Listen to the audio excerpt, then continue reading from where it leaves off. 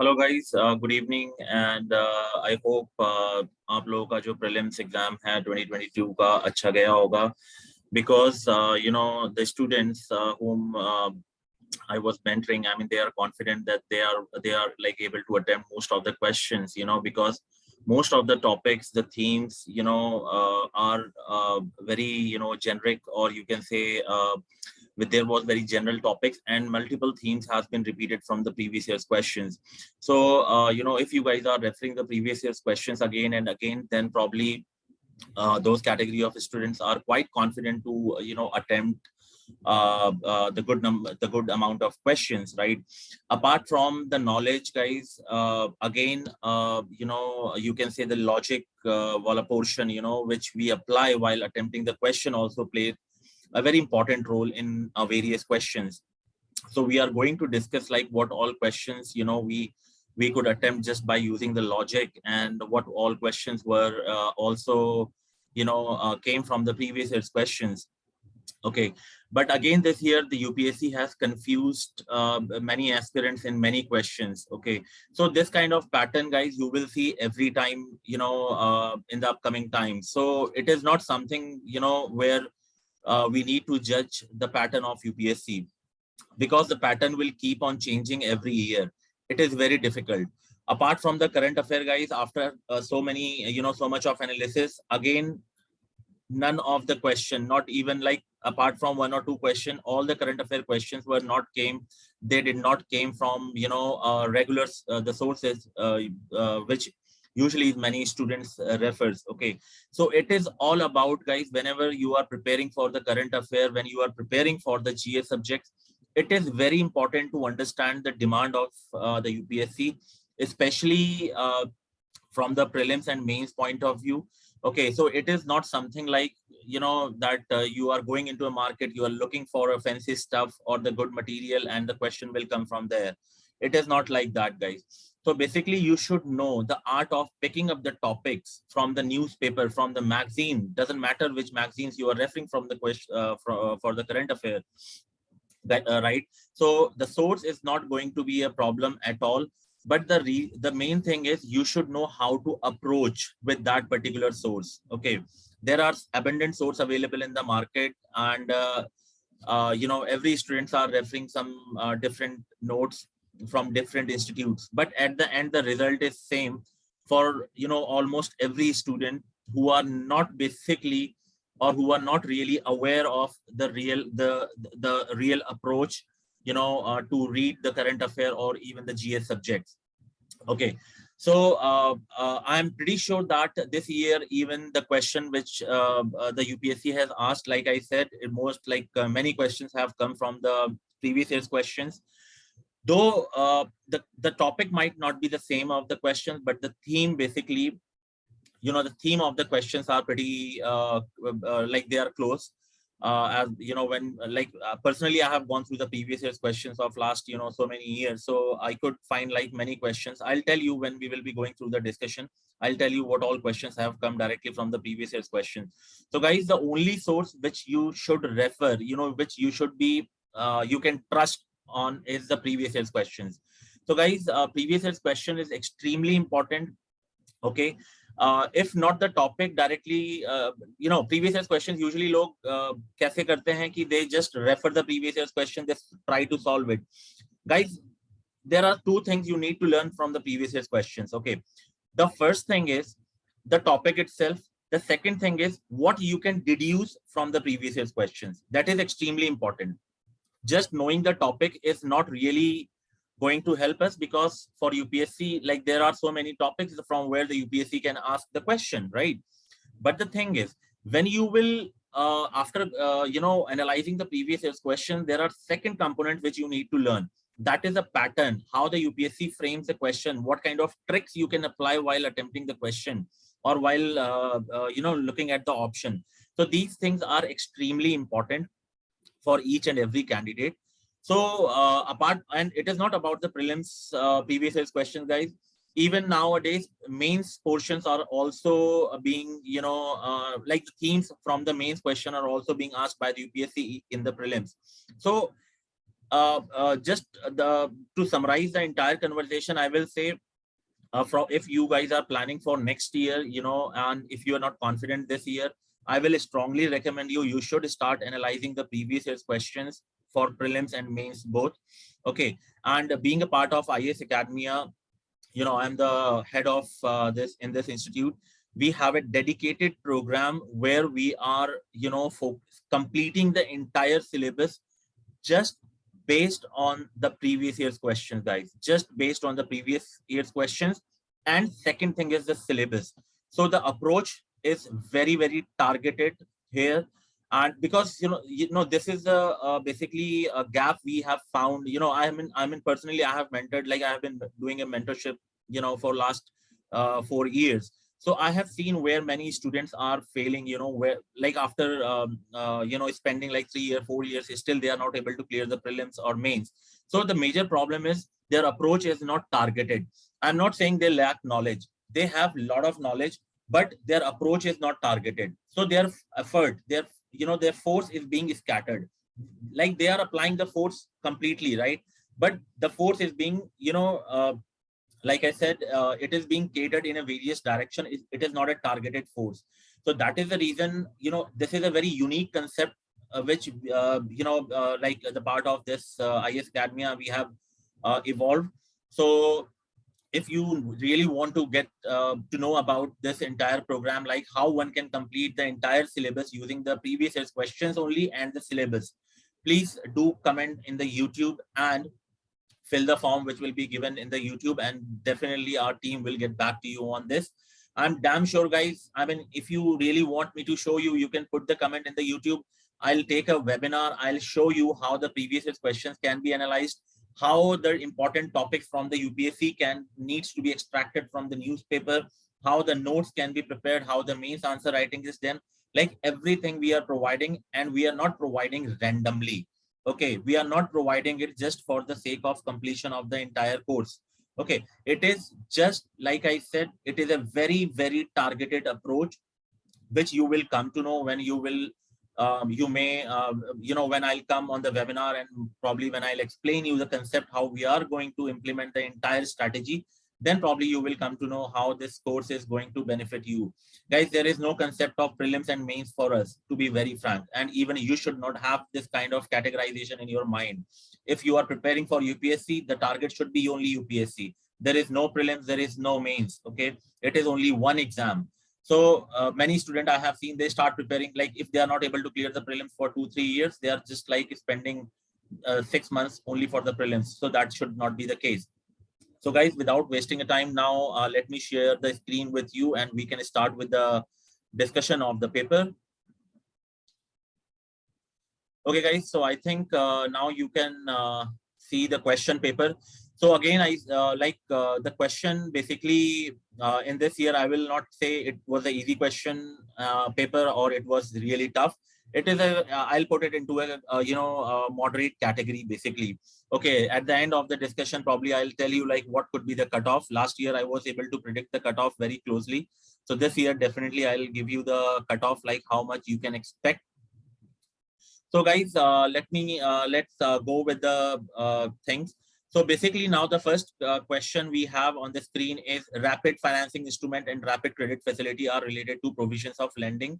So guys, first of all, again, यहाँ पे lending अगर आपको logic लगाना आता है तो आप यहाँ पे simple सी बात देख सकते हैं कि this rapid credit facility are recently you might have seen, or rapid financing instrument recently you might have seen these kind of terms during the Sri Lanka crisis or during the COVID-19 crisis. Okay, so basically it is all about the International Monetary Fund. So that is the answer of this question.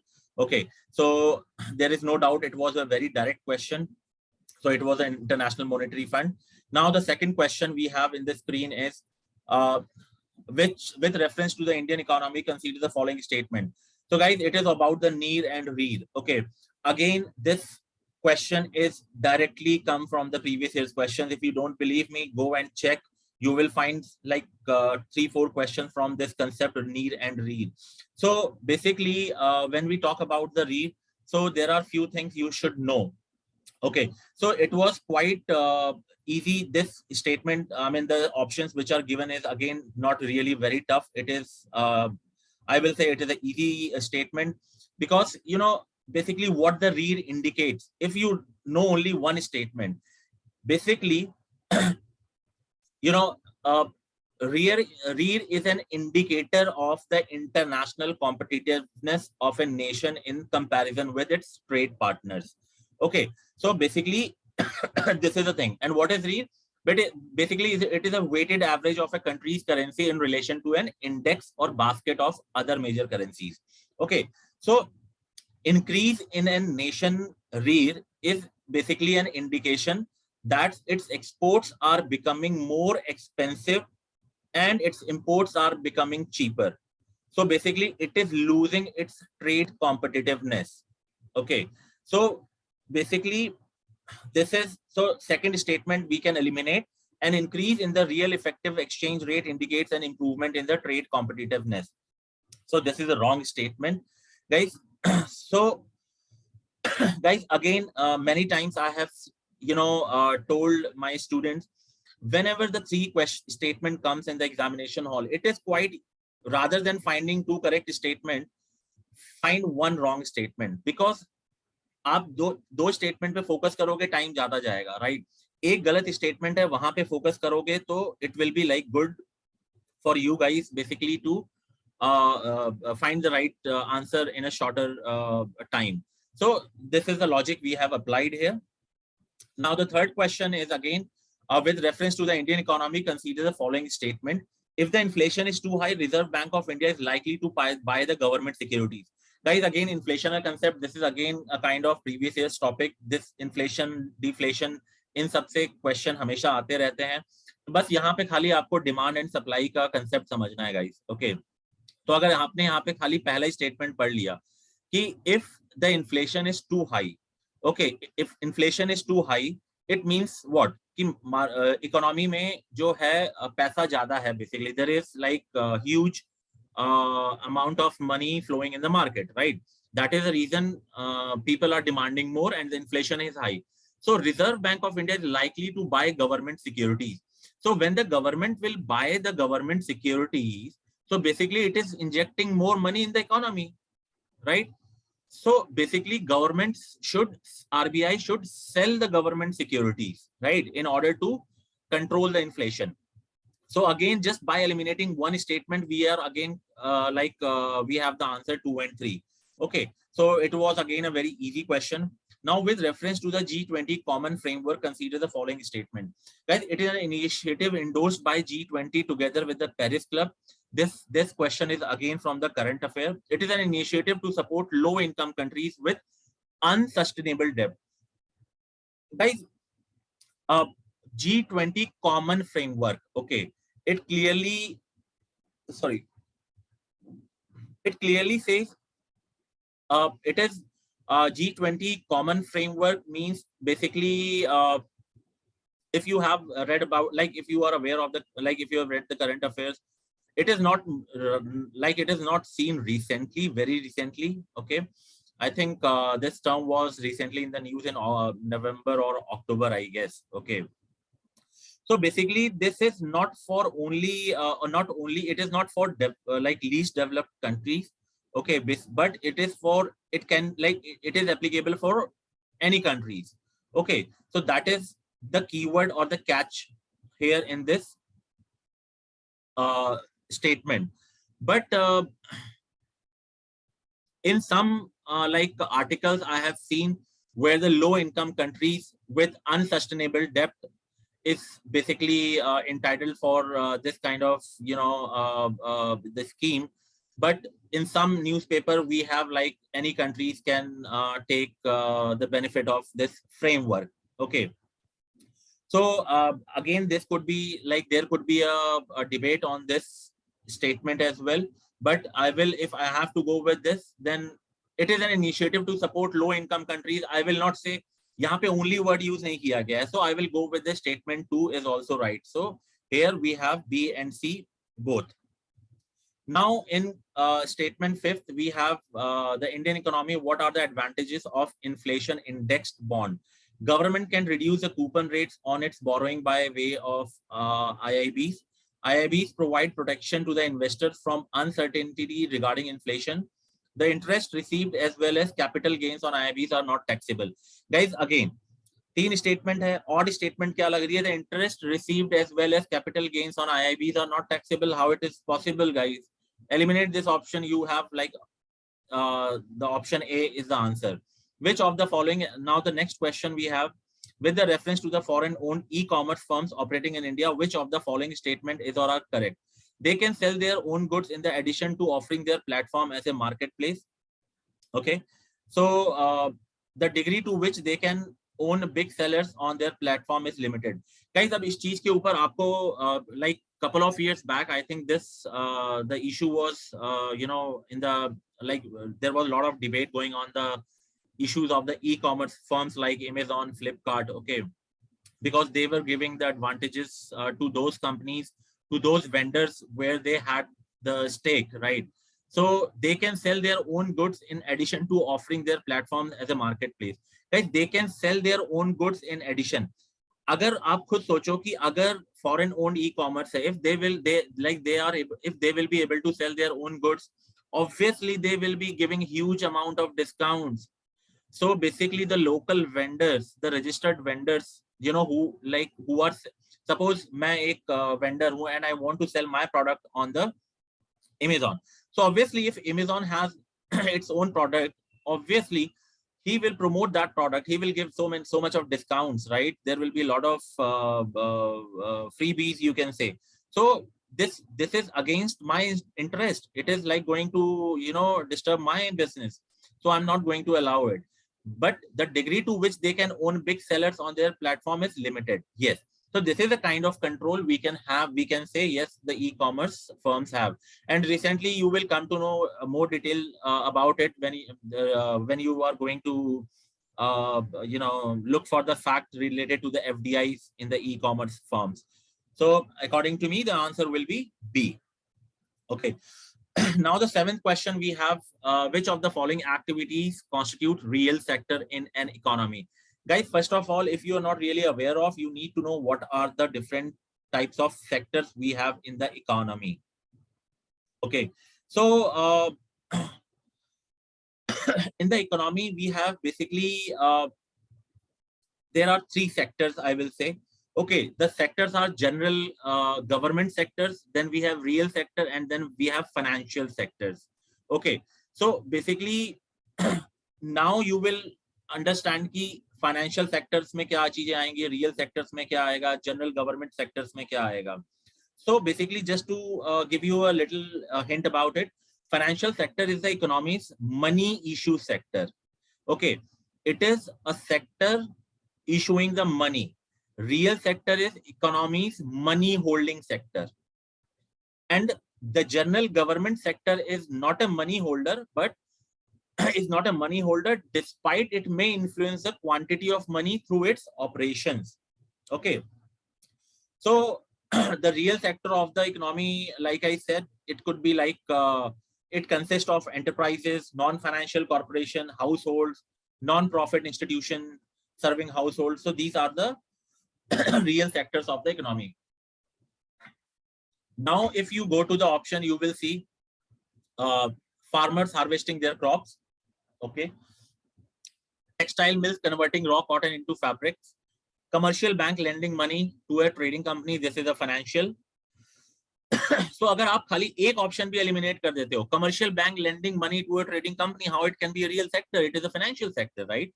आपके सामने answer आ जाएगा A1 and 2. ठीक है. Now, which of the following situation best reflects indirect transfer often talked about in media recently with the arranged to India? Guys, अगर आपने Vodafone case पढ़ा होगा, so the answer is very simple. See, इसमें दो option में तो confusion होना ही नहीं चाहिए. जहां पे an Indian company investing in a foreign enterprises and paying taxes to the foreign country on the profits, and the Indian company purchases tangible assets in a, इन दोनों को तो आप eliminate कर दोगे. Now the confusion is a foreign company investing in India and paying taxes to the country of its own base on the profits arising out of its investment. Okay, And another statement is a foreign company transfers shares and such shares drive their substantial value from assets located in India. Now, these two are the statement which can confuse the people. Okay. So according to me, the if आपने Vodafone का case पढ़ा होगा, अगर जो Vodafone ने जो एक company acquire की थी इंडिया में, ठीक है, तो उसके ऊपर ये उससे रिलेटेड ये चीजें हैं. तो उसके according a foreign company transfer shares and such shares drive their substantial value from assets located in India. So this is basically the right answer for this question. Now, with reference to the expenditure made by an organization or a company, again guys, capital expenditure, revenue expenditure, this is a very common topic. Balance of payment से ये सब चीजें UPSC पूछता ही रहता है. Okay, तो आपको sorry आपके बजट का पोर्शन यूपीएससी हमेशा पूछता ही रहता है, तो आपको पता होना चाहिए कि कैपिटल एक्सपेंडिचर में क्या क्या चीजें आती हैं और इसमें रेवेन्यू एक्सपेंडिचर में क्या क्या चीजें आती हैं. तो अगर हम लोग इसकी बात करें, जब हम लोग रेवेन्यू एक्सपेंडिचर की बात करते हैं, तो ये डे टू डे जो एक्सपेंडिचर्स होते हैं उनको केटर करता है. जैसे like wages, page for wages and page for employees, ठीक है, डेवलपमेंट एंड रिसर्च के लिए जो इन्वेस्टमेंट होती है, then utilities as well as rent, property taxes for business trips. So these are basically revenue expenditure. But and when we talk about the capital expenditure, so it is like, you know, expenditure on building, computer equipment, office equipment, intangible assets, you know, machinery, software. So these are all comes under the capital expenditure. So if you are going to acquire a new technology, is going to be a capital expenditure, because you are going to utilize the technology for a longer on a longer terms, and you are going to get the revenue based on that, right? Debt financing is considered capital expenditure, while equity financing is considered revenue expenditure. Guys, देखो debt financing basically क्या है, आपको ये concept तो I guess आपने बहुत जगह पढ़ा होगा, right? So जो debt financing में it is not कि खाली हम लोग बोलें कि equity जो financing है, it is not a part of the capital expenditure. Yes, both, like equity is also a part of the capital expenditure. Okay, so debt financing is considered a capital expenditure, while equity for financing is also considered a capital expenditure. Okay, so because see, जो debt financing होती है guys, वो आप किसी से loan ले लो पैसा, ठीक है, तो लोन आपको पता है कि it comes under the capital expenditure capital account. Similarly, you also have this equity financing. आप किसी को शेयर देके उससे पैसा ले लो, right? So again, it will be a part of the capital expenditure basically. Okay, so don't get confused with this. So basically again, this is the option will be only one. Now the next question we have, with reference to the Indian economy, a share of the household financial saving goes towards government borrowing. Dated securities issued at market related rates in auctions form a large component of internal debt. Guys, again, a share of household finance saving goes towards the government borrowing. Yes, guys, government borrowing plays a very important role. Oh, sorry, government household saving plays a very important role when it comes to the government borrowings, because see, आप just एक आपने this kind like this was in the news during the pandemic time, because pandemic time पे, you know, the household financial saving was very high as compared to the last year or before that. Comparatively, it was very high. So definitely it has. So basically, when we talk about the household saving, तो अब आपको पता household saving किस form में हो सकती है. Either you buy a jewelry, either you buy a land, either you keep your money in the banks, right? So when the money is being deposited in the bank, so government can use that money in the in exchange of securities, bonds from the bank itself, right?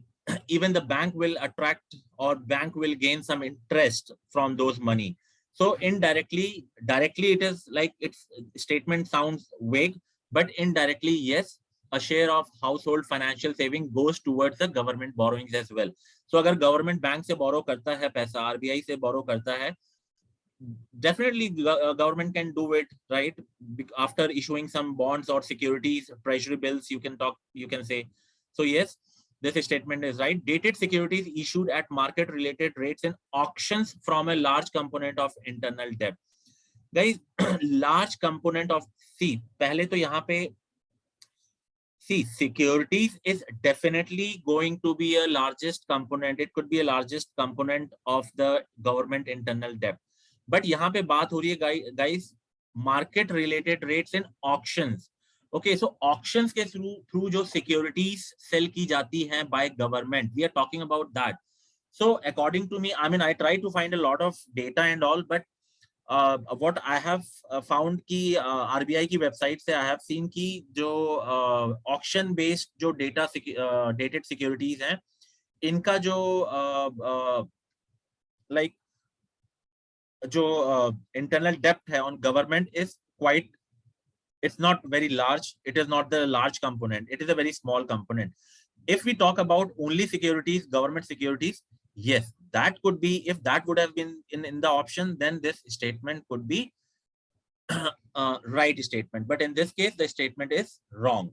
So here the answer is only 1. Now we have the second 11th question. Pursuant to the report of H.N. Sanyal Committee, the Contempt of Court Act 1971 was passed. The Constitution of India empowers the Supreme Court and High Courts to punish for contempt of themselves. The Constitution of India defines civil contempt and criminal contempt. In India, the Parliament is vested with the power to make laws on contempt of court. Guys, again, contempt of court के ऊपर UPSC previous years भी question पूछ चुका है. Okay, so the statement 1 is absolutely correct. H.N. Sanyal committee जो थी, according like based on his recommendation, the Contempt of Act 1963 was passed. Statement 2 is also right. Article 129, 142, 215 provide Supreme Court and High Court to initiate proceedings in the case of contempt of court. Statement 3 is incorrect, guys. Constitution of India does not define civil contempt and criminal contempt. It is defined in the Contempt of Court Act 1963. तो अगर हम ये चीज, अगर इस question को अगर हम लोग लेके चलते हैं, राइट, सो यहाँ पे कंटेम्प्ट ऑफ कोर्ट एक्ट जो लिखा हुआ है, so obviously constitution of India कैसे डिफाइन करेगा? तीसरी स्टेटमेंट तो वैसे ही गलत हो गई, तो सी और डी तो वैसे ही एलिमिनेट हो गया, right? Now we are come to the option whether 4 is right or wrong. Okay, so Parliament can make law on contempt of court. Yes, guys, Parliament is vested with the power to make laws on contempt of court. Basically, this is, you know, some. I mean, if you are in regular touch with the current affair, you will find Hindustan Times में ये सारी चीजें दी थी कि yes, Parliament. Sorry, the Parliament is vested with the. Sorry, Parliament is not vested with the power to make laws on contempt of court. So this was a decision give, like direction given by the High Court. You can find this in the various articles of the important newspaper. Also, there is a law commission की एक report है, guys. I think the law commission की जो report है, it is I think 257. Okay, so उसमें भी ये चीज clearly mention है कि it is not like Parliament is not empowered to Parliament is not vested with the power to make laws on contempt of court. Okay, so you can check that. I think let me confirm you this. Yes, guys, Law Commission report 274. Okay, so according to that report, the Parliament cannot make laws. So the fourth statement is also wrong. So now we have only statement 1 and 2, which is right. With the reference to India, consider the following statement. Government law officers and legal firms are recognized as advocates, but corporate lawyers and patents attorneys are excluded from recognition and advocacy. Guys, advocates का मतलब समझो यहाँ पे. Advocates का मतलब ये है, simple सी बात है, जिसने लॉ डिग्री ली है और वो बार काउंसिल में रजिस्टर्ड है, एंड ही बार काउंसिल में रजिस्टर्ड होगा, then he will be able to fight a case in the court. Okay, in the Supreme Court, High Court, District Court. So that is the basic definition of the advocate. तो यहाँ पे जो corporate lawyers हैं, they are not registered. They आप law की पढ़ाई करते करते you can become a corporate lawyer. Okay, you can become a corporate lawyer. You don't need to be get registered with the Bar Council of India. So obviously this statement is wrong. Bar Council have the power to lay down the rules relating to the legal education and recognition of law. This statement is right. So answer of this question is going to be 2. Now, question number 13, we have a bill amending the constitution requires the prior recommendation of the President of India. When a constitution amendment bill, guys, again, this is kind of very simple question, and the answer, you know, the statement 1 is correct, 2 is correct, 3 is correct. 1, 2, no, sorry. The here a bill amending the constitution requires the prior recommend. No, sorry, the first statement is wrong. Option is B, 2 and 3. This is a constitution amendment bill, and you know, again, this is a previous year's question topic. Okay, so we are not going to discuss that. The nature of question is quite easy.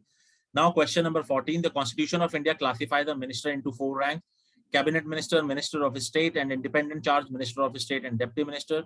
Total number of ministers in the union government, including the prime minister, shall not exceed 15% of the total number of members in the Lok Sabha. So guys, the second statement is very, very common. आपको भी पता है कि 91st Constitutional Amendment Act में ये चीज बोली गई थी कि 15% of the total member of Lok Sabha जो होगी वो strength होगी Council of Ministers की. Okay, Council of Ministers can't exceed more than 15% of the total member of Lok Sabha. Okay. And Constitution does not define the classification of ministers. So again, this was an easy question directly, I think, from the Lakshmikant. So now let's move on to the next question. The next question we have, which of the following are exclusive power of Lok Sabha: to ratify the declaration of emergency, to pass a motion of no confidence against Council of Ministers, to impeach the President of India.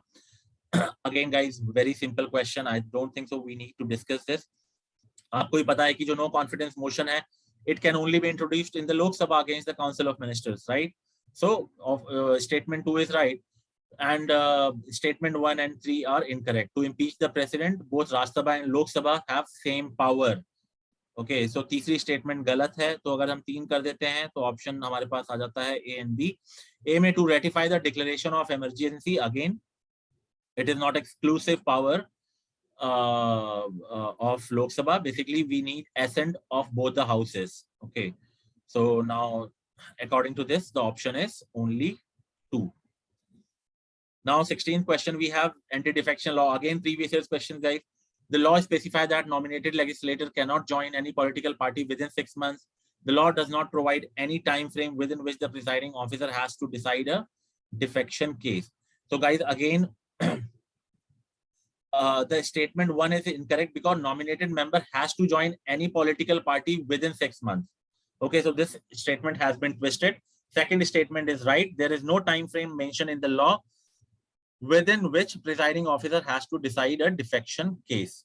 Okay, so we are again, this is a very simple question and has directly come from the you can say the previous year's questions as well as the Lakshmikant. Guys, एक चीज I just want to tell you, in between, the very important thing is, paper में ये matter नहीं करता how tough questions you are attempting, how many tough questions you are attempting. What matter is कि आप कितनी कम गलतियां कर रहे हो easy questions में. अगर आप इस टाइप के questions को गलत कर रहे हो, then it could be a fatal. Okay, so we are not going to move with, like, we have to be very careful when we are attempting the easy question. Okay, so now basically we are on the 17th question, which says Attorney General of India and Solicitor General of India are the only officers of the government who are allowed to participate in the meetings of the Parliament of India. According to the Constitution of India, the Attorney General of India submits his resignation when the government which appointed him resigns. So again, guys, this is again a very simple question. Both the statements are wrong. Attorney General, not Solicitor General, can participate in the meetings. Clearly mentioned in the Lakshmikant. Again, second statement is incorrect. About Attorney General resignation, it is not written in the Constitution. Okay, so when government resign, he has to resign. Although it is a convention. Okay, it is not given in the Constitution. So again, now the next question is with reference to the writs issued by the courts in India. Guys, very simple question. We are not going to discuss this. Statement 1 is incorrect, 2 is correct, 3 is correct in this. Sorry. So the answer is basically C. In this, mandamus will not lie against a private organization unless it is entrusted with a public duty. Mandamus will not lie against a company, even though it may be a government company, and public-minded person can be a petitioner to move the court to obtain the quo warranto. Okay, guys. So yes, statement 1 is incorrect. 2 and 3 are correct. Now, we have 19th question. With the reference to Ayushman Bharat digital mission, private and public hospitals must adopt it as it aims to achieve universal health coverage. Every citizen of India should be part of it ultimately. It has seamless portability across the country. So guys, again, question number 19, it is, we can say there, see, आप guys, health जो है, it आप सबसे बड़ा criticism यही था Ayushman Bharat, I mean this Ayushman Bharat digital mission में, कि it was like the scheme was launched by the central government, but the burden was on this, burden was purely on the state. So how it like we can made it compulsory कि private and a public hospital must adopt it, right? This statement is absolutely right, wrong. So we are now left with only one answer, which is B. Okay. It has seamless portability across the country, and this statement is also very general. So ठीक है, इसमें कोई गलत नहीं हो, मतलब गलत होने का कोई chance नहीं है. And the second statement, achieve universal health coverage, every citizen of India should be part of it ultimately. So this statement is wrong. With reference to Deputy Speaker of the Lok Sabha, guys, 4th statement has been given. Deputy Speaker, guys, this is a current affair based news. I think, like I have discussed this Deputy Speaker wala question with with many students. I think more than 50-60 students I have talked about this topic, because the reason why this topic was in the news, because the seat for Deputy Speaker in the Parliament was vacant for last, I think a year or two. I'm not really sure the exact time period, but that is the reason why this topic is in the news. Okay. So the in this guys, okay, so the statement 1 says the date of the statement 1 is right, because the date of election of Deputy Speaker is fixed by the Speaker only. Okay.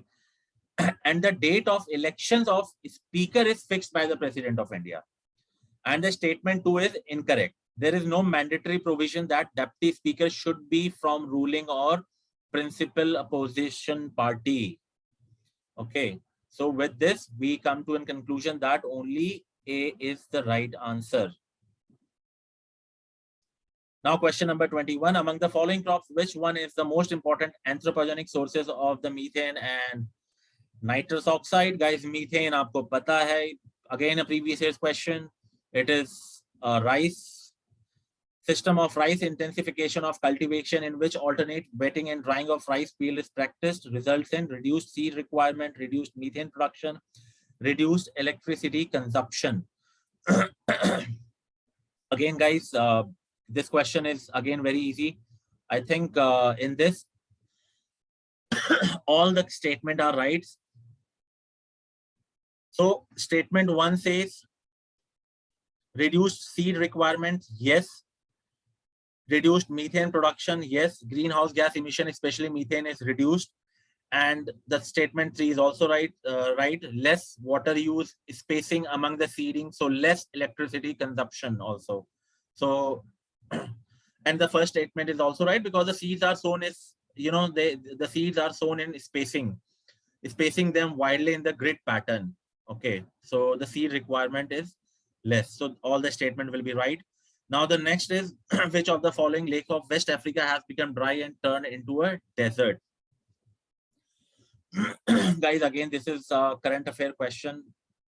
ठीक है, तो आपको ये चीज पता होनी चाहिए कि like if I think this kind of question again the UPSC has asked Okay, so United Nation Environmental Program की वेबसाइट पे वहां पे एक आर्टिकल है, स्टोरी है, tale of disappearing lake, and it is a lake Faguibine, Mali में है, ठीक है, फैग्विबिन. So this is a lake which has a like there is a story on the United Nation Environmental Program. So the answer is B. Gandikota Canyon of South India was created by which among the following rivers? Guys, again, not a very difficult question. Because, Gandikota is also known as a Grand Canyon of India. Okay, so basically it's a Pennar. So Pennar River.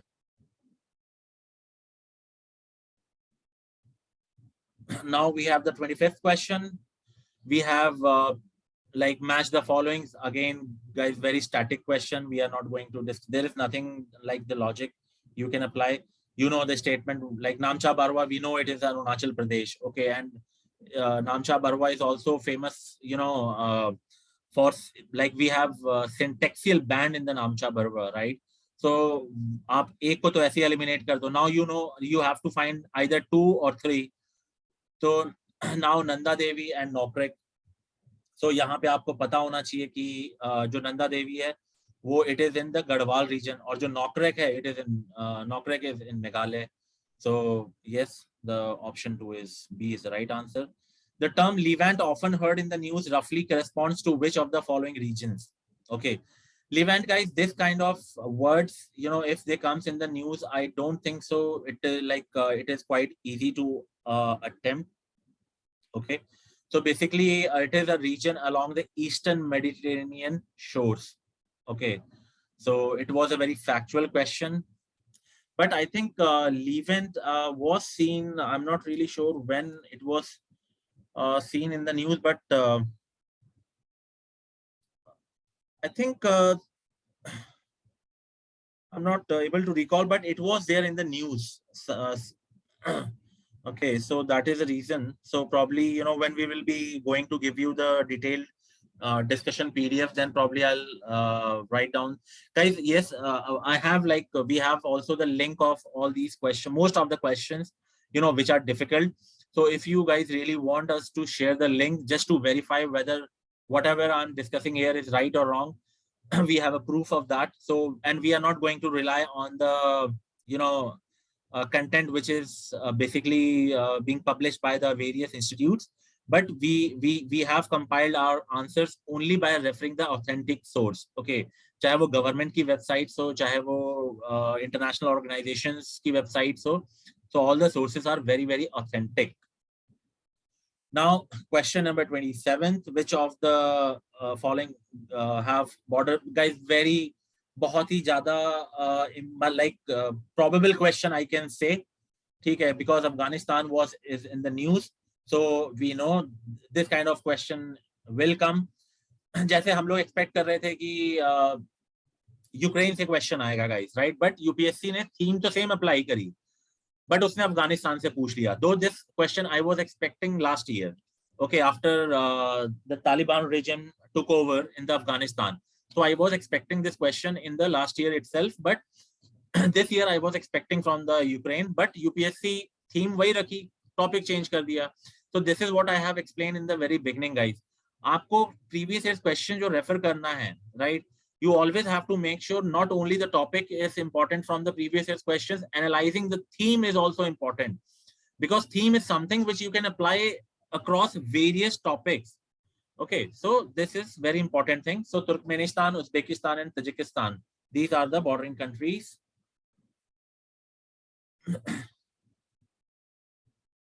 Now question, so the answer will be C here.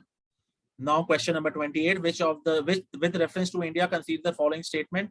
Monazite is a source of a rare earth. Monazite contains thorium. Monazite occurs naturally in the entire Indian coastal sand. In the India, government bodies only can process or export monazite. Guys, when I was taking the discussion on the geography test, I was, focusing. I asked each and every one of you to focus on the minerals specially the earth crust में जो minerals मिलते हैं, rare earth metals जो होते हैं, okay, because हर साल UPSC इस type के क्वेश्चन पूछ लेता है हर साल. सो if you guys are preparing for the next year, guys, this is extremely important topic, interior of earth. ठीक है, उसमें चाहे आपके वोल्केनोस आ जाए, वेदर आपका ये मिनरल्स आ जाए अर्थ क्रस्ट में, formation of earth crust आए, all these things are extremely important. Okay, so the answer will be 20 answer will be, I think here it will be B. Third statement is wrong. Monazite occurs naturally in the entire Indian coastal sands in India. Guys, this is extreme statement. Okay. When we say monazite is a source of rare earth, okay, then we know, you know that monazite contains thorium. If this statement, like out of 1 and 2, if any of this statement is right, then you know आप समझ सकते हो कि इसकी economy value कितनी होगी. और अगर इकोनॉमी वैल्यू अगर इतनी होगी तो obviously India would have been like a rich country by exporting this monazite, right. अगर ये like if it is naturally occurring in the entire Indian coastal sands, so this is extreme statement we can eliminate. By eliminating the third option, we can come to a conclusion like B statement. Okay, guys, even in the this question number 27 also, we could have eliminated, you know, just by knowing the position of Azerbaijan. Azerbaijan, आपको ही पता है कि it is not in the Central Asia, right? So like it's not bordering the Afghanistan. तो आप खाली एक option eliminate कर दो, you will come to a conclusion that C is the answer. So this is another trick. And Azerbaijan is also in the news because when you know we discussed the NATO and the CSTO, okay, these military-led alliances. So that is the reason also Azerbaijan was in the news as well. Okay. Now question number 29. In the northern hemisphere, the longest day of the year normally occurs in. Again, guys, not very, like 21st June, summer solstice, longest day in the northern hemisphere when sun is directly over the Tropic of Cancer. So 29th is very simple. It is B. Now we have wetland, okay, Renuka wetland, Sagar Lake, Sastamakuta Lake. Guys, again, this question is, we have discussed this in the environment. Every time, I hope you guys remember when we used to take a discussion on, when I used to take a discussion on the geography and environment, I hope you remember, you know, whenever, you know, multiple times I have emphasized to use the map for the environment. Whenever you find any wetland, when you find any national park, when you find any tiger reserve, elephant reserve, corridor, use a map and just put the location right then and there. Okay. So this is like extremely important to understand the purpose of mapping. That is the reason I keeps on recommending it. Okay. Now, if we now we after looking at this question, we come to a conclusion. Statement was in 1 is incorrect. Hokeda is in the Jammu Kashmir. 2 is absolutely right. Renuka is in Himachal Pradesh. 3 is correct. Tripura. 4 is incorrect. Sastha Mukata is in Kerala. Okay. So according to the only 2 options are correct. Okay. So 30th ka B. Now 31st question is, guys, digital open source digital platform. Guys, open source का मतलब बहुत लोगों को पता नहीं होता है. Open source का मतलब ये होता है कि विच एनीवन कैन यूज. जैसे कि अगर ऑपरेटिंग सिस्टम की हम बात करें, हमारे पास विंडोज 10 है जैसे, ठीक है, हम लोग लैपटॉप पे यूज करते हैं, तो you have to buy this license to use this operating system. Though in India we are not buying, we are using a crack or some you know theft, we are using some, you know, crack version, or like we are copying it from somewhere, and like basically it is a theft. But otherwise you have to buy the license for to use Windows software, right? Windows like Windows 10 and all. There is a license from the Microsoft which you have to buy. So this is not an open source, right? But Android, if I say, Android is an open source software. Like you don't have to pay anything to the Android as a platform, right? It is similarly, we have a Linux server, Unix platform. These are all open source. If you want certain features, then probably you have to pay something. Otherwise, you don't have to pay. So Arogya Setu, we know it is on the Android. COVID, guys, there is no application. Okay, it is a feature within the Arogya Setu to book your slots for the COVID-19 medicine, right? Vaccine. So it is not an application. DigiLocker, we have an application. Diksha, we have an application. So these are all 1, 3, 4 is the right answer. So these are all because they are all Android-based application, and Android is open source. Now, with reference to Web 3.0, consider the following statement. Guys, for computer person, this question could be tough. Basically, Web 3.0 technology is nothing like the version which we are using nowadays are Web 2.0. So it is the latest technology which is being developed. So Web 3.0 technology enables people to control their own data. Web 3.0 world, there can be a blockchain-based social network. Web 3.0 is operated by users collectively rather than the corporation. Guys, all the statement in this question is right. So, जब आप पढ़ोगे Web 3.0 क्या है, so you will come to know what basically it is all about. Okay, it is like a new version. You know, जैसे कि हम लोग अगर आप Google पे जैसे सपोज जो आप ब्राउजर यूज करते हो, ठीक है, आप वेब में क्या करते हो basically, if you have to type like whatever you are going to search on the Google, only that kind of information will come in front of you, right? There is no artificial intelligence playing in any role here. But in Web 3.0, there is a scope of artificial intelligence as well, which can be integrated, right? So there are a lot of applications which are going to come with it, like a decentralization. Okay, this is another thing. So decentralization, trustless and permissionless, this is another feature. So basically, when we talk about the decentralization, you know what will happen. The users will have more control as compared to the companies.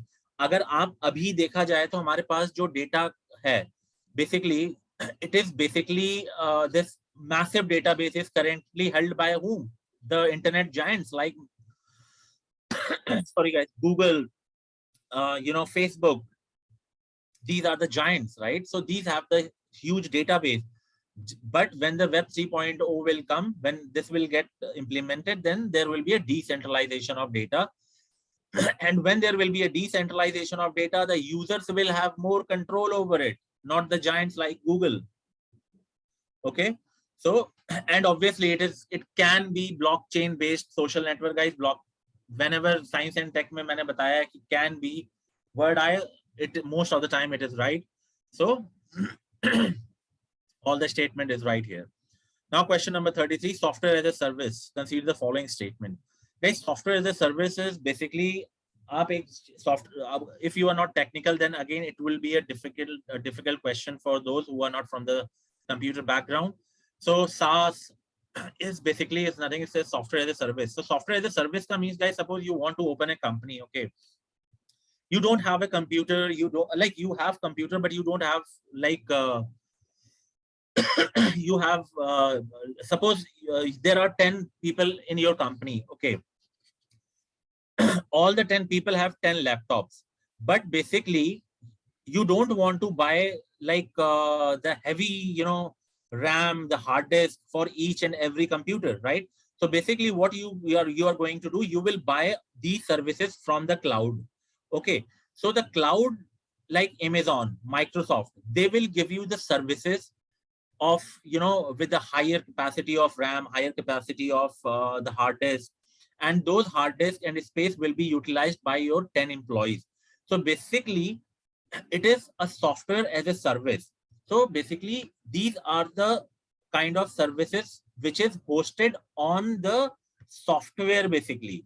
Okay, there are virtual softwares like VMware. So आपको शायद अगर आप इस background से नहीं हो तो आपको शायद नहीं पता होगा. So basically हम लोग को जो भी सर्विसेज मिलती हैं सॉफ्टवेयर बेस्ड सर्विस, तो इसको हम लोग बोल सकते हैं कि हम लोग यूजर के according we can customise it, we can change the data field. Okay, then SaaS users can access their data throughout their mobile devices. Absolutely right. Outlook, Hotmail and Yahoo Mail are form of SaaS. Yes, it is absolutely right. Guys, आप जैसे आप simple सा example है, जैसे कि अगर मैं एक हॉस्पिटल में काम करता हूँ, right, and I am at a higher position. If obviously that if I have a like huge hospital, okay, if suppose I'm a part of the health ministry and I have to access the data of any particular public hospital, then obviously that is data will not be stored somewhere locally, right? It will be stored somewhere on the server, and in order to access that data I am going to use software as a service concept, right? So this is basically a benefit or advantages of software as a service. I don't have to be मुझे उस hospital के server room में जाके वो data access नहीं करना होगा. Through software I can access the data of any hospital. So that is the advantage. So all the statement here is right. No need to go into the depth. Now fractional orbital bombardment system, guys. Again, this is a very recent current affair, because China was using this fractional orbital bombardment system to launch a missile. Okay, so definitely it is a missile. But अगर आपने current affair पढ़ा होगा, it says fractional orbital bombardment system. So it is not going to orbit the, like it is not going to complete the entire orbit around the Earth. Okay, so basically US, Russia, like all the Western countries, they were raising an argument कि जो outer space treaty है, okay, China is trying to breach outer space treaty because China is trying to place nuclear or weapons, or weapons of mass destruction in the space. But China की argument ये थी कि we are this system, our missile system is not going to complete the orbit around the Earth. ये मतलब ये थोड़ा distance cover करेगा, वापस आ जाएगा. It is not going to complete the entire orbit. So this was there is a debate going on whether China is breaching the outer space treaty or not. So that is the reason why this is in the news. So the answer of this question is missile is put into a stable orbit around the Earth and deorbit over target on the Earth. Now question number 35 is like qubit. Again guys, computer, जैसे हम लोग computers की बात करते हैं, right? So we talk in the terms of bit, जो इसकी unit होती है. Right, so qubit is basically a unit of quantum computing. Question number 36. Consider the following communication: closed circuit television, radio frequency identification, wireless local area network. Guys, again very conceptual tricky question here. Closed circuit television, आपको ही पता है कि it is a short range. Radio frequency identification, it is a short range. Now many people are wireless local area network. अब लोगों को यहाँ पे confusion कहाँ पे होता है गाइस कि वायरलेस लोकल एरिया नेटवर्क, इसका मतलब वायरलेस लोकल एरिया, सी यहाँ पे कंफ्यूजन इस चीज का है. वैन एक होता है wide area network and this is a wireless local area network.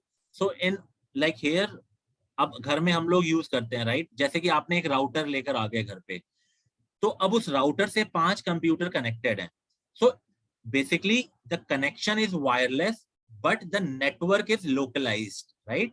So again this kind of communication technology is a short range technologies. So all the 3 statements are correct. Biofilms, the next question: biofilms can form on medical implants within human tissues. Biofilms can form on food and food processing surfaces. Biofilms can exhibit antibiotic resistance. Guys, again this kind of questions, biofilms, biochar, जब भी इस type का question आता है, आप आपको पता है यूपीएससी पूछता है, राइट? सो अब आपको पता होना चाहिए कि बेसिकली बायोफिल्म्स है क्या, right? So basically like in biological term, micro organism जो होते हैं in a biofilm, they aggregate to form a colony for metabolic cooperation, and that cooperative method of growth increases the cell survival through improved, defense or increased availability of nutrients and better opportunity for cellular communication. Okay, so basically biofilms are collective, basically they are a collective of one or more types of microorganisms that can grow on many different surfaces. Okay, so like bacteria, fungi, protists, these are the microorganisms that forms biofilms. So biofilms का जो common example है आपको पता होना चाहिए, जैसे जो हम dental plaque बोलते हैं, that is example of biofilm. Pond scum is another example. Okay, and biofilms have also been found growing on the minerals and metals. So it can be found growing on anything. So according to me, the answer will be D. And yes, biofilms can exhibit antibiotic resistance. Okay, so this is another right statement. Consider the following statements. Probiotic are made of both bacteria and yeast. The organisms in probiotics are found in food we ingest, but they do not naturally occur in our gut. Probiotics helps in digestion of milk and sugar. Guys, probiotics helps in digestion of milk and sugars. Absolutely right. Third statement is right. So now we have either 1 and 3 and 2 and 3. Probiotics are made of bacteria and yeast. First statement is also right. So we come to a conclusion that 1 and 3 is right statement. So guys, probiotics अगर आपको जानना है, so probiotics are basically, these are the supplements, okay, to add the good bacteria to your body. Okay, so that is the reason it is made up of bacteria and yeast both. And these probiotics, they help in digestion of lactose in the small intestine before it reaches the colon. So that is the reason. This third statement is also right. Now we have question number 39. In the context of vaccine manufactured to prevent COVID-19 pandemic, consider the following statement. The Serum Institute of India produced COVID-19 vaccine named Covishield using mRNA platform. Sputnik V vaccine is manufactured using vector-based platform. Covaxin is an activated pathogen. Guys, इसमें आपको एक option eliminate करना है, जो Serum Institute of India produced COVID-19 vaccine named Covishield using, guys, RMNA technology is very new technology. Okay, so so basically in mRNA means messenger ribonucleic acid. Okay, so in this, basically what is going to happen, the cells are instructed to make a protein or a piece of coronavirus spike protein, okay, that produces an immune response in the body. And after this, what will happen? Active immune cells identify this spike protein and in turn create antibodies needed to battle the deadly COVID virus. Okay, so in a simple term, mRNA technology uses a piece of DNA to convert into an RNA for a cell, okay, and which can further be able to produce a spike in protein. So in this, I think the answer will be, according to me, will be 2 and 3.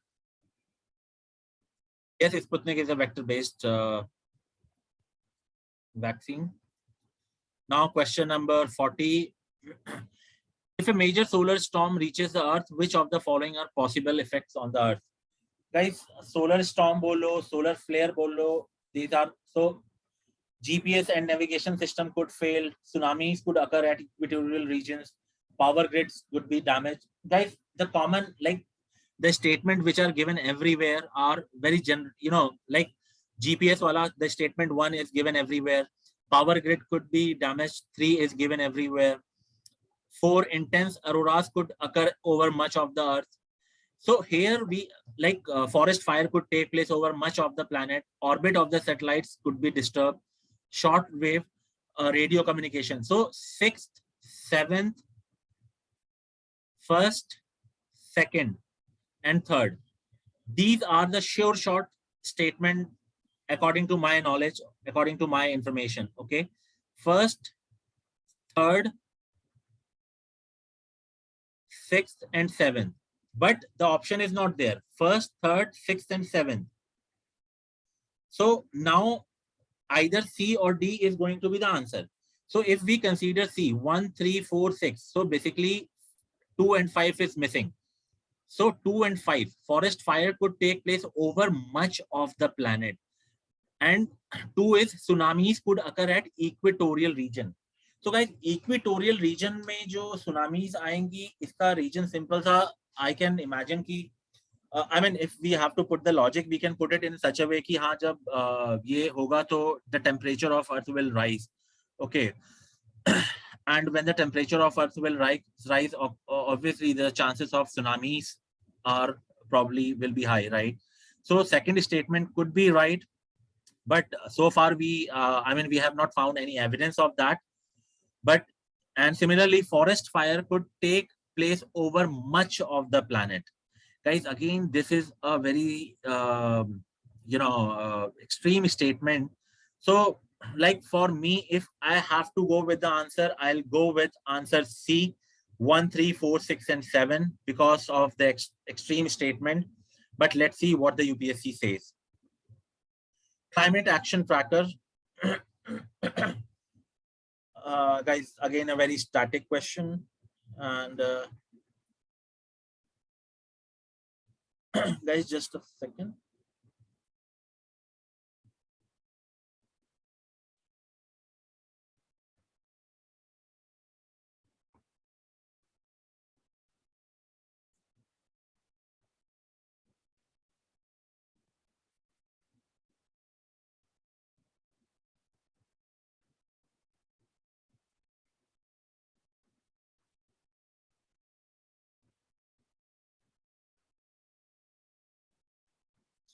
Yeah, guys. So again, this is a very static question. Climate, like 41, 41. It is a basically A is the right answer. It is an independent, scientific analysis that tracks government climate action and measures it against the globally agreed Paris Agreement aim. Okay, so अगर Paris agreement आपने पढ़ा होगा तो you will come to know about, I mean, you already know the answer. This was a very static. Now, question number 42, we have 5 options. So the Climate Group is an international non-profit organization that drives climate action by building large network and runs them. International Energy Agency is partnership with the Climate Group. EP100 brings together leading companies committed to driving. Some Indian companies are member of EP100. The International Energy Agency is secretary to the Under 2 coalition. Guys, Under 2 coalition we have discussed like it was in the recently in the current affair as well. So basically the answer is the International Energy Agency is secretary to the Under 2 coalition. So this statement can be eliminated. So answer is going to be sorry, it's a B.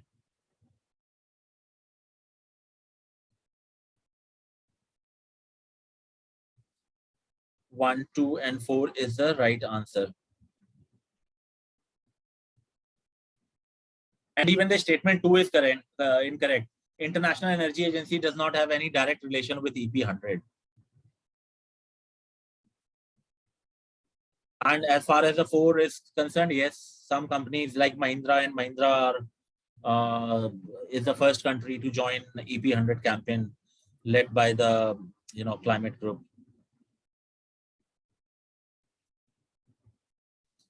Now question number we have 43. If rainforest and tropical forest are the lungs of earth, then surely wetlands function as its kidneys.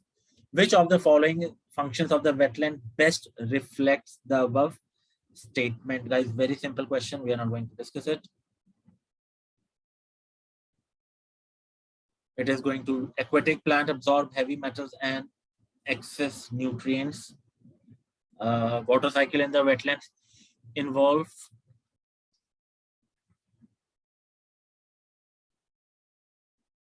So guys यहाँ पे आपको इस 43 में थोड़ा सा tricky question इसलिए बन गया है कि आपको पता होना चाहिए कि why natural wetlands have been called kidneys of the landscapes. Because the reason is because their ability to store, assimilate, and transform contaminants lost from the land before they reach waterways. ठीक है, so like a kidney का भी function यही होता है, right? So like a kidney, wetlands help to dilute and filter material basically that could otherwise harm our lakes, rivers and other waterways. So अगर आपको kidney का फंक्शन पता है तो आप यहाँ से आंसर डिड्यूस कर सकते हो. So D is the right answer. Now, as far as the question number 44 is concerned, again, statement 1 is correct. Recommendation for PM 2.5 is that the annual average should not exceed 5 micrograms per cubic meter or 15 micrograms per cubic meter in a day. Statement 2 is incorrect. As the weather heats up during the summer months, ground level ozone pollution increases as pollutants reacts to heat and sunlight. Okay, so ozone level often increase with summer. And wildfire, you know, the further worsening the air quality and ozone related breathing issues. So like statement 2 is incorrect. Statement 3 is again incorrect. PM 2.5 can penetrate the lungs barrier and enter the blood system. 4 is correct. So again, the answer is quite easy here. It was not a difficult question, guys. So answer is 44 ka B, 1 and 4 only. 45th, with reference to the Gushi, sometimes mentioned in the news, consider the following. Guys, again, 45 Gushi is basically, it's a mushroom species, okay, of fungus in the family of Moschelacea. Okay, so this term I'm sure बहुत लोगों को नहीं पता होगा. ठीक है, तो statement 1 is correct. Statement 2 is also correct. Mushroom found on the foothills of Himalaya, also known as a Gushi. Okay. Statement 3 is incorrect, guys. The first time in India, it is commercially cultivated in Himalaya foothills of northeastern India. No, it is not. It is not.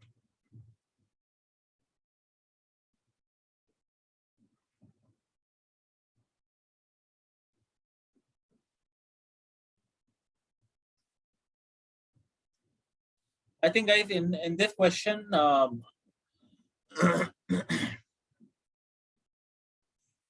instead of this, it is commercially cultivated in the Himalayan foothills. यहाँ पे commercially cultivated में confusion हो सकता है, guys, but according to me, it is a Solan Valley, okay, of Himachal Pradesh, where the India's costliest mushroom was cultivated. Okay, it was a Solan Valley, I guess, in Himachal Pradesh. It was not in the northeastern India. So statement 3 will be right, wrong. So the answer is going to be C, 1 and 2. Now question number 46, we have with reference to polyethylene terephthalate. The use of this is so widespread in our daily life. Its fibers can be blended with wool and cotton. Containers made of it can be used to store any alcoholic beverages. Bottles made of it can be recycled into other products. Articles made of it can be easily disposed of by incineration without causing greenhouse gas emission. Guys, ये भी काफी science and tech के according this could be a tough question, I guess. Okay. But अगर आपने current affair पढ़ा होगा तो one statement you can also like find out which is wrong. Containers made of it can be used to store any alcoholic beverages. So आपको पता होगा guys, recently Maharashtra government has announced the ban on sale of alcohol in this PET, polyethylene terephthalate. Okay, so second statement is wrong here. Now we are either 1 and 3, 1 and 4. Okay, so 1 and 3, 1 and 4. So here, if we have to apply, articles made of it can be easily disposed of by incineration without causing greenhouse gas emission. Guys, अगर कोई government ban कर रही है इसको, so obviously it will have some environmental effect, right? So that is the reason even fourth statement can be eliminated. So option is going to be only 1 and 3. Which of the following is not a bird? Guys, again, this is a very factual question, and I think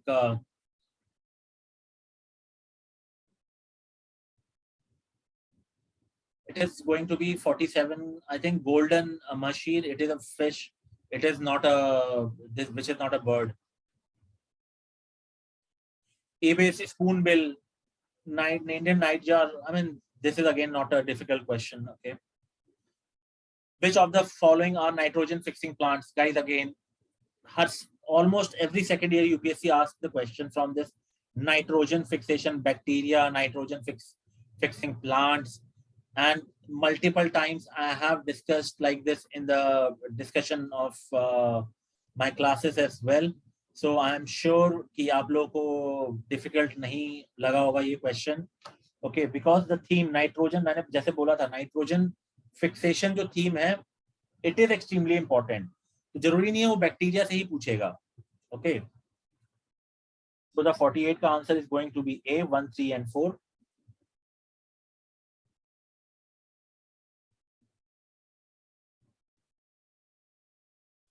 Now, bio-rock technology is talked about in which of the following? Again, a one-word question.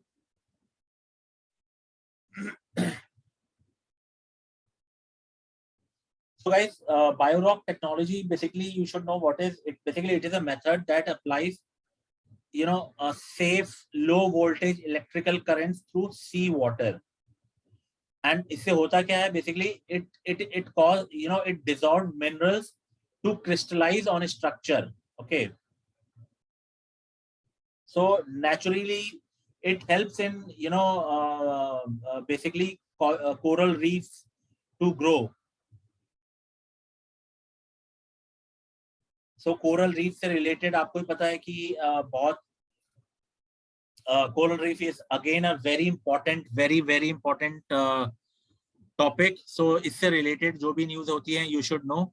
So restoration of damaged coral reefs is another important thing, like you should know. Question number 50, again guys, very static question.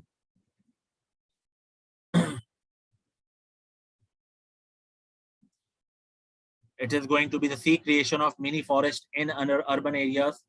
So guys, urban forest, you know, urban planning, urban forestry, these are always in the news in the last couple of years, right? So Miyawaki method is like, if you are like well aware of you know, the urban forestry. I mean, if you're reading the articles on urban forestry and, you know, how to keep the urban areas unaffected or like little affected from the climate change, then these terms and technologies you should be aware of. So it is like creation of mini forest in the urban areas. Now question number 51, guys. Again, Government of India Act 1919. बहुत बार UPSC से question पूछ चुका है. Okay. So the answer is going to be the C here. Very static question. 1, 3 and 4.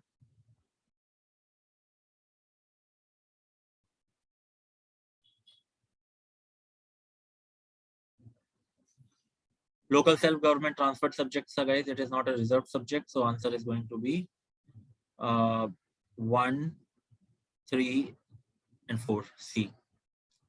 Now we have in medieval time the term fanam. Again, guys, I think this is already given in the NCRTs, or new or old, I'm not really sure, but it is given. It is a type of money issued by the state of Travancore. Basically, it was the smallest coin in the world of that time. And also Fanam means, you know, money in the Malayalam language. Okay, so it is not a difficult question. Question number 53, consider the following freedom fighters who of the above were actively associated with the Gadar party. Guys, again, Gadar party question, Gadar party, Gadar movement, in सबसे बहुत question आता है. So the option is 3, Rash Bihari Bose. He was actively associated with the Gadar party. Because see, Birendra Kumar Ghosh, he was associated with the Jugantar group and Anushilan Samiti. Right, Jogesh Chandra, he was mainly associated with Hindustan Republican Association and Hindustan Socialist Republican Association. And so Rash Bihari Bose is the only option. He was a key organization of Gadar Munity in India. Okay, now we have question number 54. In question number 54, with the reference to proposal of Cripps mission, consider the following statement. Again, guys, in this, both the statement are right. Again, guys, previous year's question, Gadar is previous year's questions. See how many previous questions are coming, and if you are committing mistake in these questions, guys, I'm sorry to say, but you will be pushed like in the rank, you know, by huge number, because these are very well-known topics, and you should know the question will come from these areas. Now, with reference to Indian history, consider the following text. So, again, Jaina text के बारे में बात की जा रही है इसमें, तो the answer is going to be, it is a very factual question. The answer is going to be B, 2 and 4. Okay, because जो नेति पकड़ाना, it is a mythological Buddhist scriptures. Okay, so this is incorrect, and the third is also I think third Avadanashkata is basically you can say it was noble deeds, or it is an anthology in Sanskrit of one of the 100 Buddhist legends. Okay, so third is also incorrect. 55 ka B. Now 56 again, historical person known as 56 is going to be the C again, guys. C answer hoga iska. Acharya Deva was a Mahayana Buddhist monk, a disciple of Nagarjuna, right? Statement, so it is incorrect.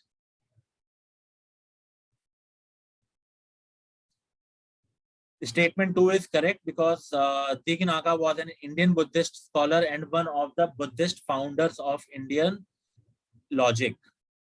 And statement 3 is also correct. Shriman Nathumuni was a Vaishnava theologian who collected and compiled the Nalaira Divya Prabandham.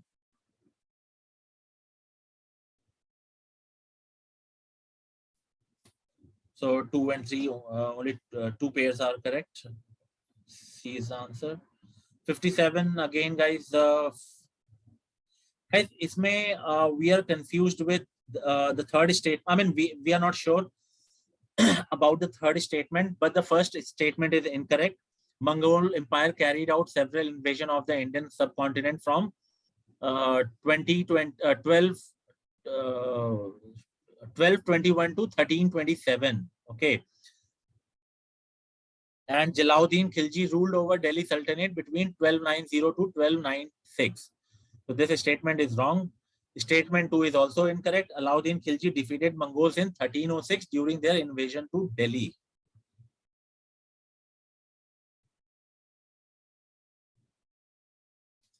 So I think the answer is going to be 3. Muhammad bin Tughlaq temporarily lost portion of northwest of his kingdom to Mongols. So this could be the right answer.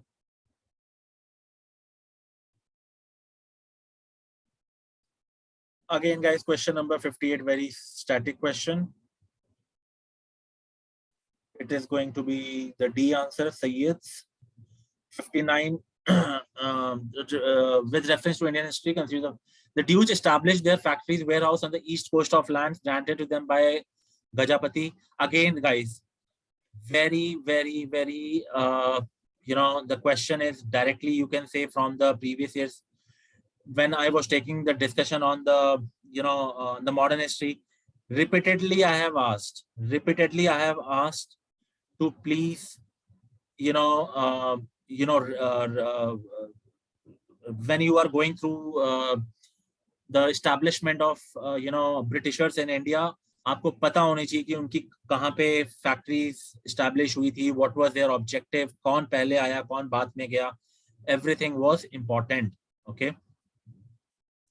Alfonso de Barbecue captured Goa from Bijapur Sultanate. The English East India Company established a factory at Madras on a plot of land leased from a representative of a Vijayanagar empire. So again, guys, 59 is B is the right answer. Statement 1 is correct. Dutch East India Company came to India in 1602. And 2 is correct.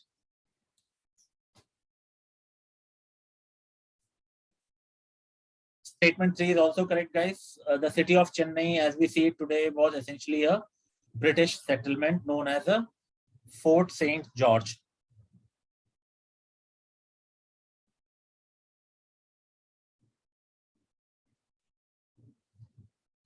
So the option is going to be 2 and 3.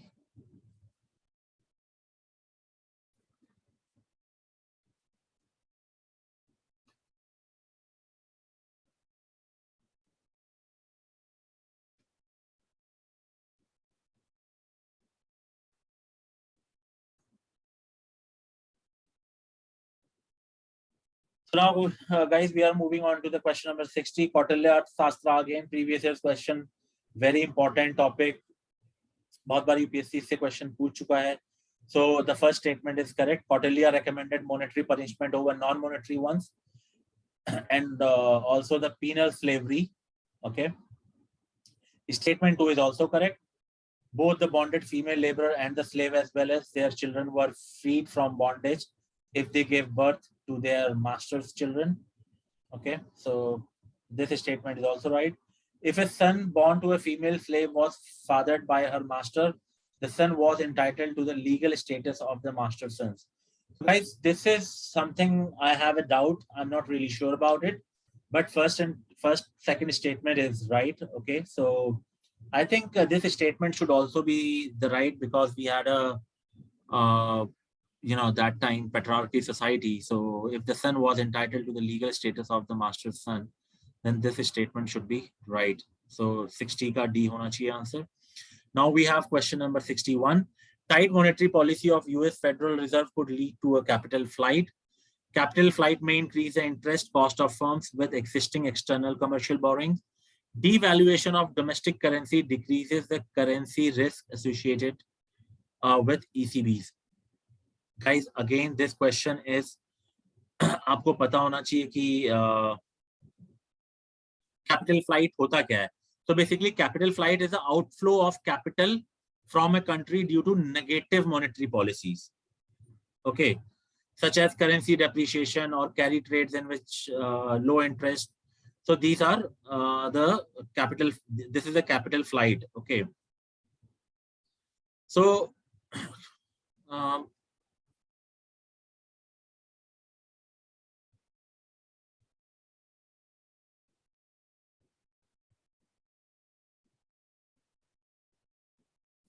so guys, tight monetary policy could lead to capital flight obviously, because tight monetary policy का मतलब क्या है कि basically आप जो liquidity है market से उसको absorb कर रहे हो, right?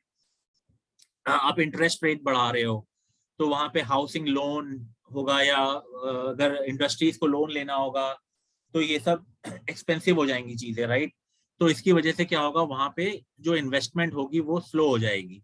So this could be like, this is the logic we can apply. So the first statement is right. Capital flight may increase the interest cost of firms. Obviously right, guys.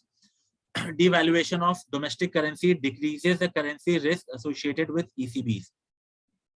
So guys, आपको पता होना चाहिए devaluation happens due to which of the following reasons, right? क्यों किया जाता है? to boost the export. This is the first thing. To shrink the trade deficit. This is the second thing. And the third is to lower the cost of a country's debt. So according to me, all the statement will be right here. Now question number 2.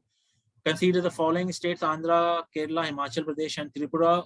How many of this above are generally known as a tea producing states? Guys, tea producing states may, as far as I can see from the option, इसमें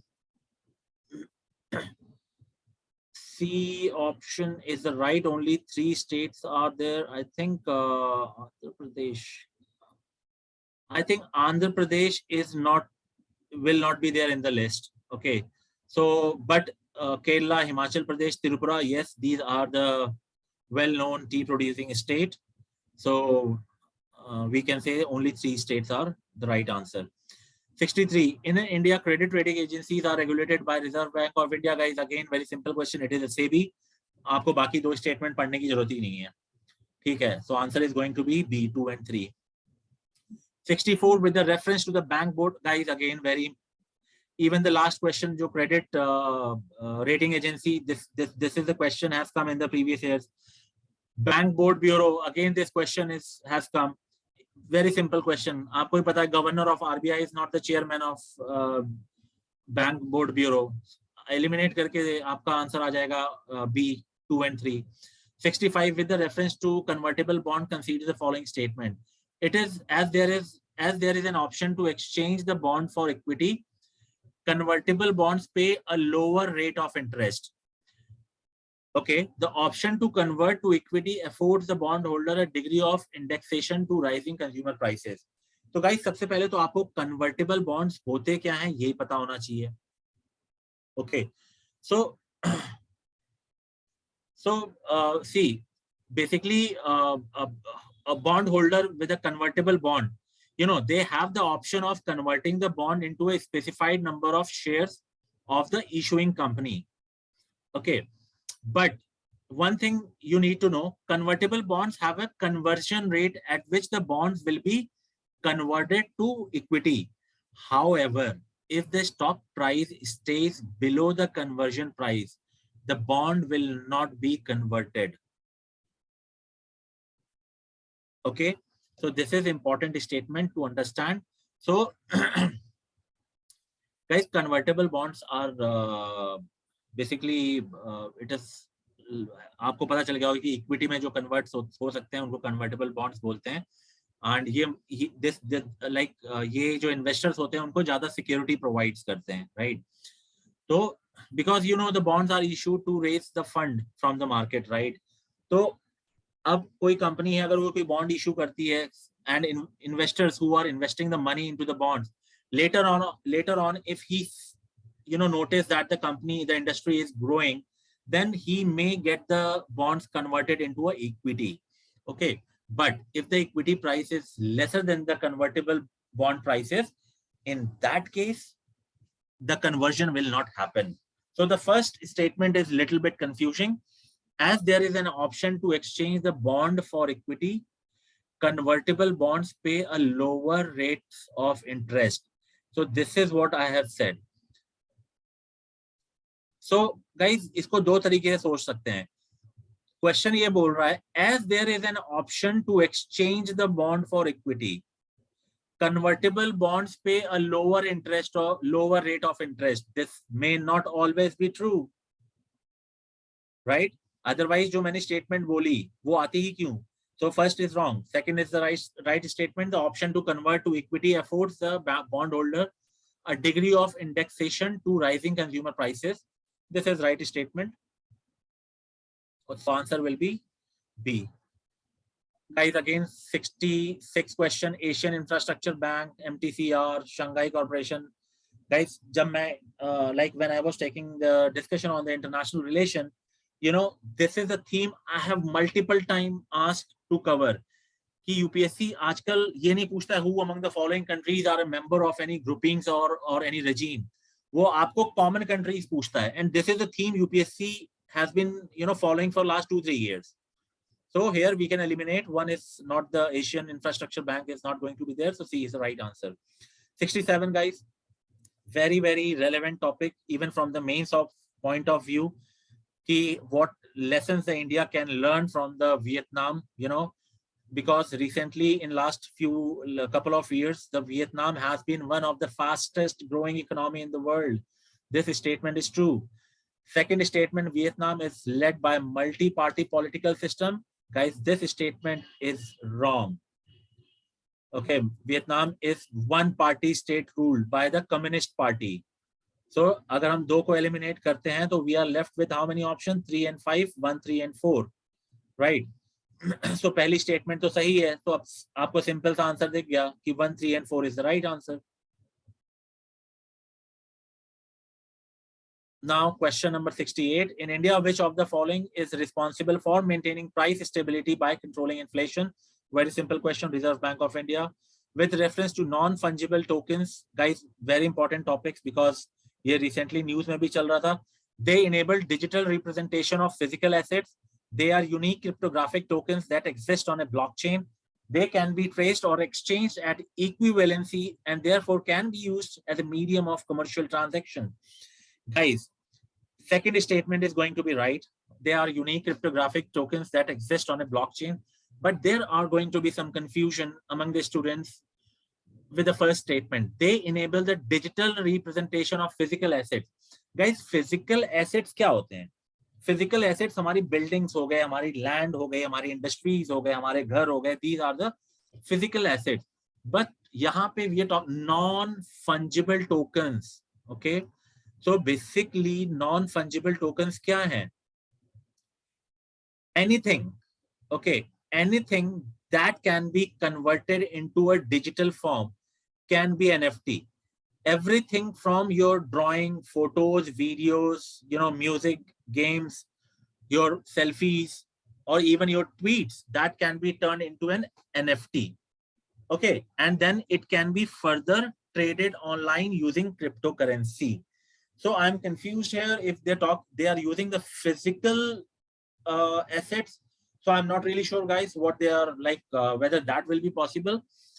I think physical assets are not going to be part of that. So for me, the statement is, the first statement is going to be the wrong statement. So the answer is going to be 68 ka B. Okay. So now, guys, just give me a moment. I'll have a 1 minute break. Just I want to have water.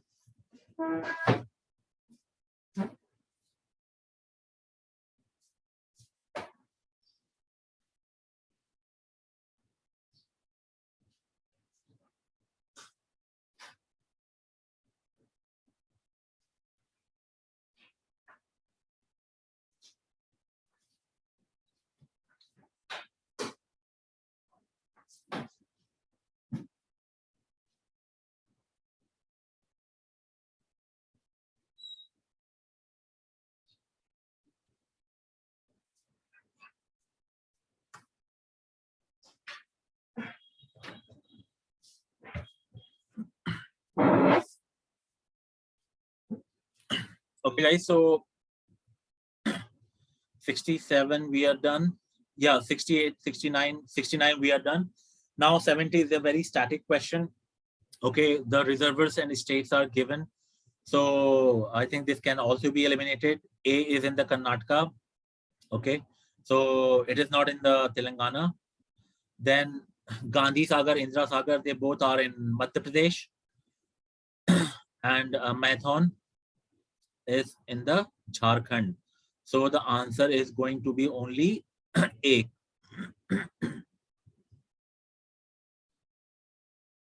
Very static question. Guys, that is the reason why, every time, when I used to take a discussion, I used to, express my views that to use the map.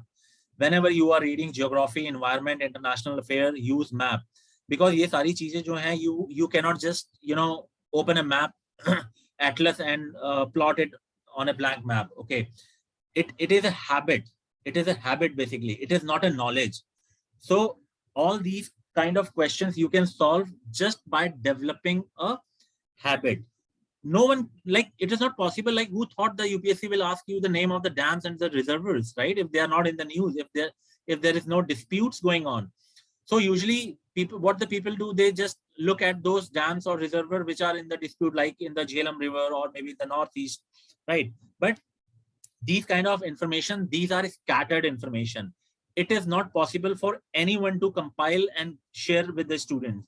So it is your responsibility, or it is your duty to sit with a pen and paper or a blank map, and whenever any reservoirs come in the news, you should just write then and there, mark it on a blank map, so that at least if you don't know all about all of them, at least you can eliminate it, right?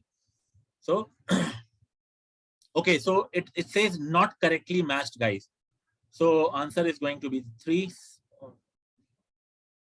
In India, which of the following compiles information on industrial disputes? Guys, very simple questions. It is Labor Bureau, Ministry of Labor. In India, what is the role of Coal Controllers Organization? SCO is a major source of coal statistics in government. It monitors progress of development of captive coal. Guys, statement 2 is right. Statement 1 is also right. It hears any objection to the government notification relating to acquisition of coal-bearing cases. This is right. It ensures that coal mining companies deliver the coal to end users in the prescribed time. It is not given anywhere, guys. I have referred the website of the coalcontroller.gov.in. The information has been taken from that. So according to me, the answer is going to be 1, 2, and 3. So basically, it does not ensure that the coal mining companies deliver the coal to end users in the prescribed time, but rest of the functions and responsibilities are carried out by them. So you can just, for the authentic, like if you really want to verify, you can go to the website, which I have just explained you, like told you. It is a www.coalcontroller.gov.in. Now, 73rd question, guys, again, 5th schedule, 6th schedule, previous year's questions. Guys, like at least I'm sure 15, 20 questions I have linked with the previous years. Okay. 5th, 6th schedule ke upar, I have taken a serious debate also. I have explained considerable, in full, you can say, like each and everything which can be important from the prelims point of view. So these statements which are given, like not really not creating any real confusion, but there are 2 statements which can create a problem. And those statements are: 5th schedule, this would create a local self-governing body in that area. And the first statement itself, that this would prevent the transfer of land of tribal people to non-tribal people. So guys, the basic idea of having the 5th schedule in the Indian Constitution is basically to create a local self-governing body in that area. So B is the right answer. Now, question number 74. The Indian Sanitation Coalition is a platform to promote sustainable sanitation and is funded by the government of India. Guys, it is not only government of India and World Health Organization. There are so many bodies involved, like the financial institutions, private or commercial bodies. So it is not funded only by India and World WHO. First statement is wrong. The National Institute of Urban Affairs is an apex body of Ministry of Housing. This statement is right. So answer is B. Question number 75. Which of the following has been constituted under the Environment Protection Act? Again, guys, very tricky question.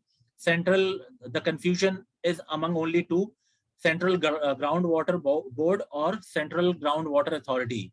So आपको यहीं से पकड़ लेना चाहिए कि A और D तो नहीं होगा. अगर UPSC ने इतने क्लोज ऑप्शन दिए हैं, Central Groundwater Board and Authority, तो ऑप्शन इसी में से होना चाहिए. So it is basically authority is the right answer, not the board. With the reference of United Nations Credentials Committee, it is a committee set up by United Nations Security Council and works under its supervision. Guys, it is not set up by UNSC. It is General Assembly, United Nations General Assembly. It traditionally meets in March, June, and September every year.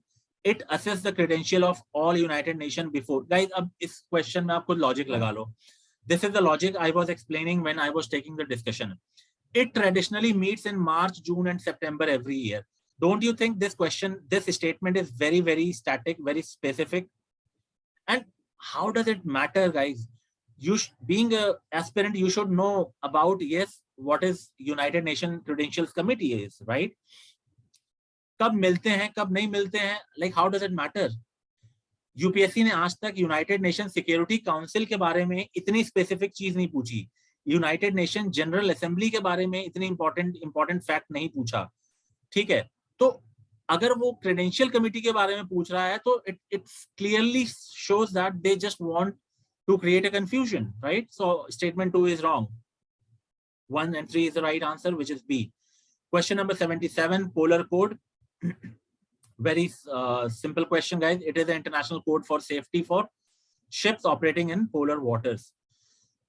Question number 78, which reference to United Nations General Assembly considers the following statement? Guys, इसमें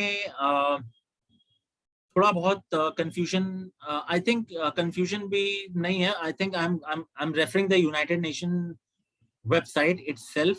So United Nations General Assembly can grant observer status to the non-member status right statement. Intergovernmental organization can seek observer status, and permanent observer in the United Nations General Assembly can maintain mission at United Nations headquarters. Yes, guys, all the statement is right in this context. You can I have checked this information from United Nations website itself. T-board in India. Guys, again, this is not a, I think this question, I don't think so any confusion is there. Let's see what it says. T-board is a statutory body. It is a regulated body attached to the Ministry of Agriculture and Farmers. The T-board's head office is situated in Bangalore. The board has overseas office at Dubai and Moscow. Guys, third statement, I think it's not in Bangalore. Okay, so this statement we can eliminate. And apart from that,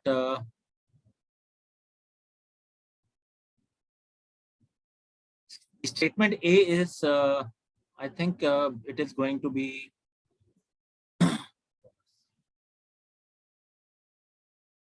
yeah, statement 1 and 4 is going to be the correct. The T, it is a statutory body, okay. And if we talk about the third statement, basically it is in Kolkata, not Bangalore. और guys, आप खुद you can apply the logic also कि जो T like why it will be in the why the T board head office will be in the Bangalore, right? I mean, we don't like, tea is not something which is, you know, being cultivated in that region as compared to the northeast part, or you can say that area, the Bengal and Calcutta, right? So that area, like this, I think this option can be eliminated by using a logic also. Okay. It is regulatory body attached to the Ministry of Agriculture and Farmers. This is wrong. Okay.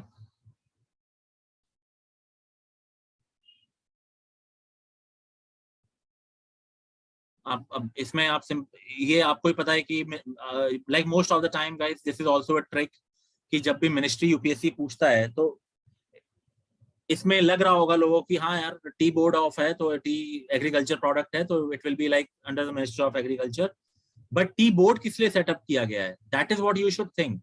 What is the function, what should be the function of tea board? Obviously T को cultivate किया गया है for what, ठीक है, तो उसकी marketing करने के लिए, उसको एक्सपोर्ट करने के लिए. So it will be under the ministry of commerce. So इस टाइप के logic you could easily apply. Now again question number 80 is very static.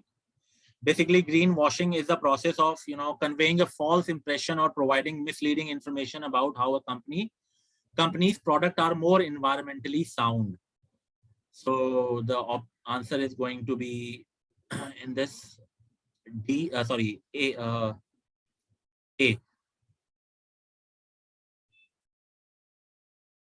Now 81, high clouds primarily reflect solar radiation and cool the surface of the earth.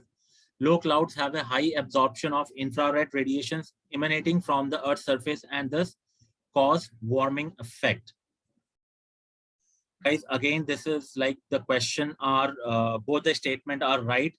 You know, the logic you can apply. The more clouds you have, the more sunlight they reflect. And that will dampen the global warming. Okay. So this is the logic you can apply.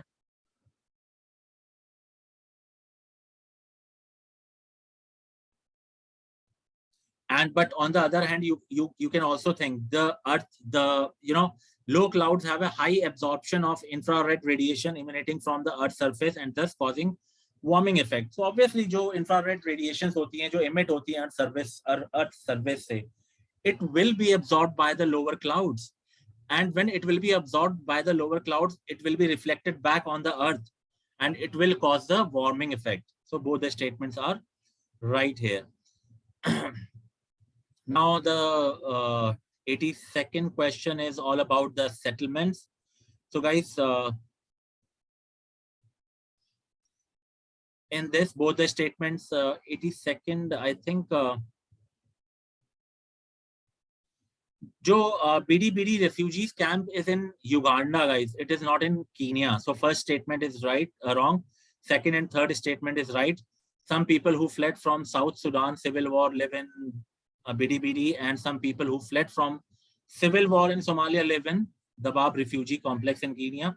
Though this question, I think this is not doable question. Okay, guys, this is not something even I have seen recently in the news.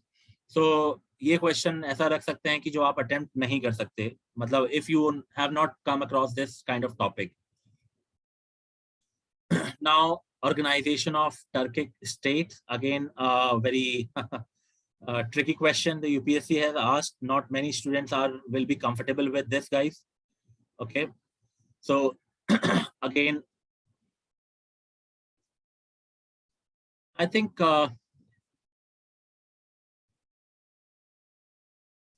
option is here is going to be the C, 2 and 5 only. Azerbaijan and Uzbekistan. Romania, Croatia, and Armenia are not the member of Turkic state. So the option is C. Question number 84. Gujarat has the largest solar park in India. Kerala has a fully solar power plant international. Guys, again, this is a very 84 is going to be the right answer. Is I think Kerala has a fully solar power plant internationally. Yes. So guys, yes, only second option is the right answer.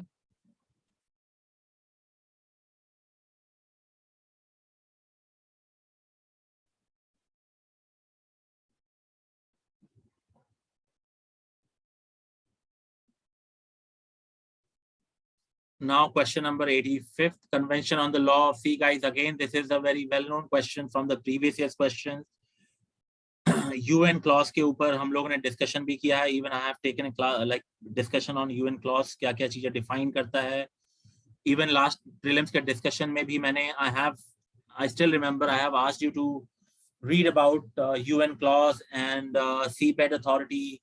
इन सब के बारे में I have informed you guys to read because many questions have come from these areas even in the past. So, so the answer in this question all are the correct. Guys, right of innocent passage, ये सब चीजें, economic, exclusive economic zone, territorial water, I have discussed everything. I have even explained all these concepts using the diagrams. Okay. आप लोग international affair relation में, I mean, who all are my students? I mean, you can go to the international relation discussion and you will see I have explained all these concepts using the diagrams itself. So आप अगर उस diagram को याद कर लोगे तो you will be able to attempt this question. Against this Senkaku Island, it is basically South China Sea, disputed island between the Japan and China in the East China Sea. So again, I'm sure when we were discussing the South China Sea dispute, we discussed about 3 islands. So Senkaku Island is one among them. Okay, so answer of question number 86 is going to be D.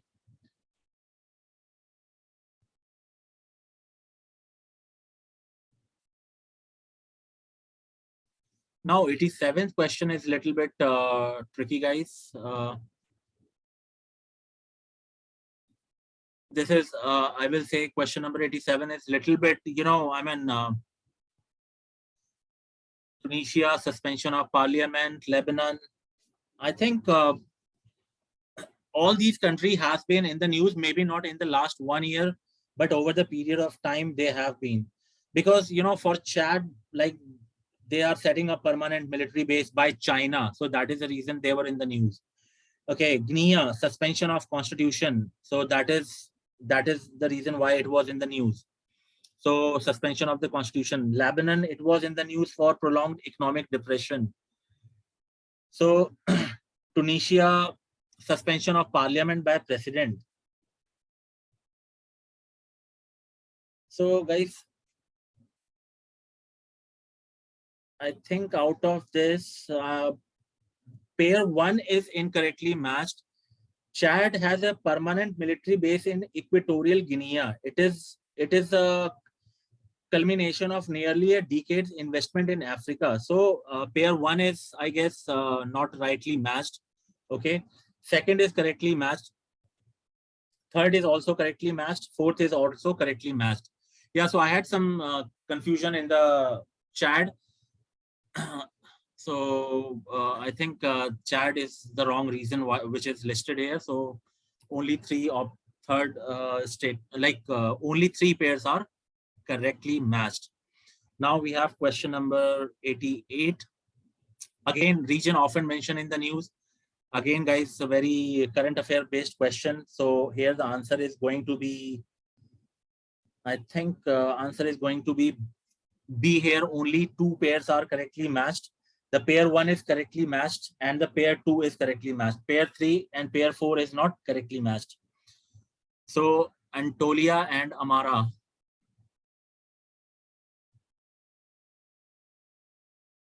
And guys, this is a purely current affair based question, I think. Why this city is in the, why this is in the news is because, you know, I think the name Antolia, it is known why it is in the news because, you know, they're like one of the greatest or great crossroads of ancient civilization, you know, which is a broad peninsula that lies between Black Sea and Mediterranean Sea, called Asia Minor by the Romans. And that land is the Asian part of modern Turkey, okay, across Thrace region. So that is the reason why it is in the news, and pair 2 is also correctly matched.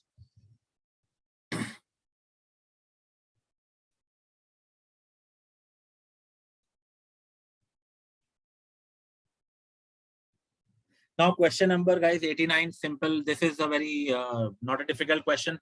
Wildlife protection. Wildlife protection act के ऊपर, again this is a previous year's question.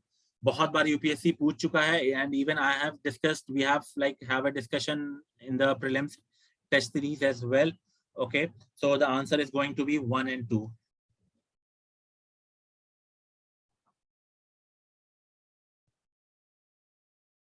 Now question number 90, certain species of which one of the following organisms are well known for cultivators of fungi? Guys, it's an ant,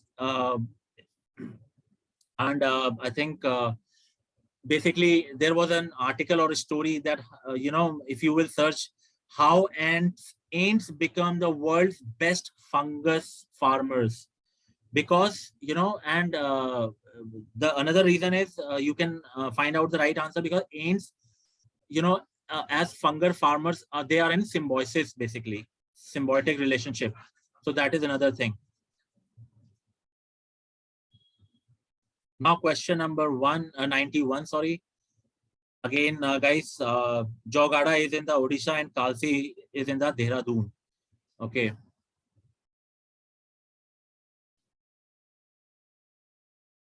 So only 2 pairs are correct here, which is B. Now we have 92 question. Again, very static question, guys. I will say this is a little bit difficult question. So again, the answer are going to be here in 92. The answer is going to be B. Only 2 pairs are correct because Jaya Shakti, it is a Chandela dynasty of Central India, and Raja Bhoj, to hum sabko pata hai, it is a was a Parmar. And he belongs to a Panvar clan of ruler of Dhar in the Malwa region of Madhya Pradesh, right? So Only 2 pair are correct. 1 and 3. Now question number 93. Guys, question number 93, there is going to be, I'm sure there is going to be a debate. Sangam poets are devoid of any reference to material culture. This statement is wrong.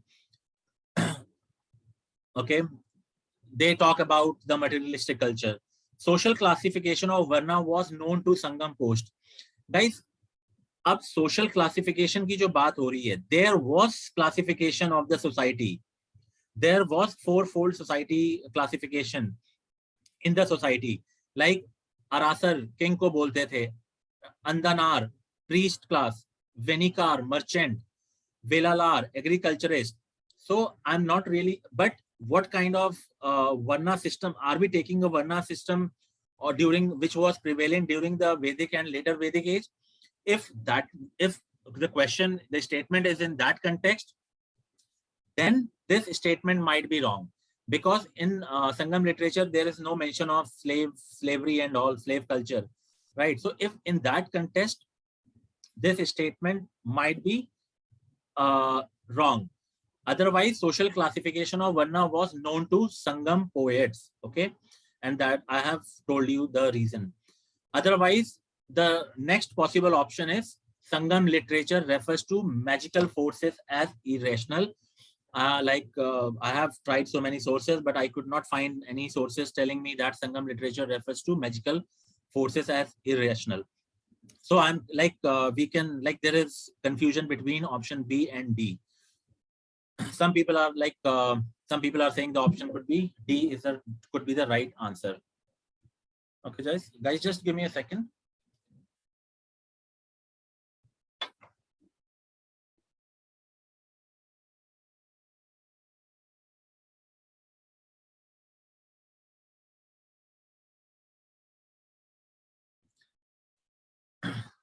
Okay, guys, so now the next question, Yoga Vasistha was translated into Persian by Nizamuddin Panipati during the reign of Akbar. Again, the philosophy of Ramanuja, guys, the best means of salvation was devotion. So many people are confused basically because of his, the scientific research, you can say. So many people I have seen, they're confused about, with the C option, logical arguments were essential means for the highest bliss. But actually, this is not the right option. The best means of salvation was devotion. This was the philosophy or teaching of Ramanuja. Now, question number 96, guys. The Prime Minister recently inaugurated the new circuit house near Somnath Temple.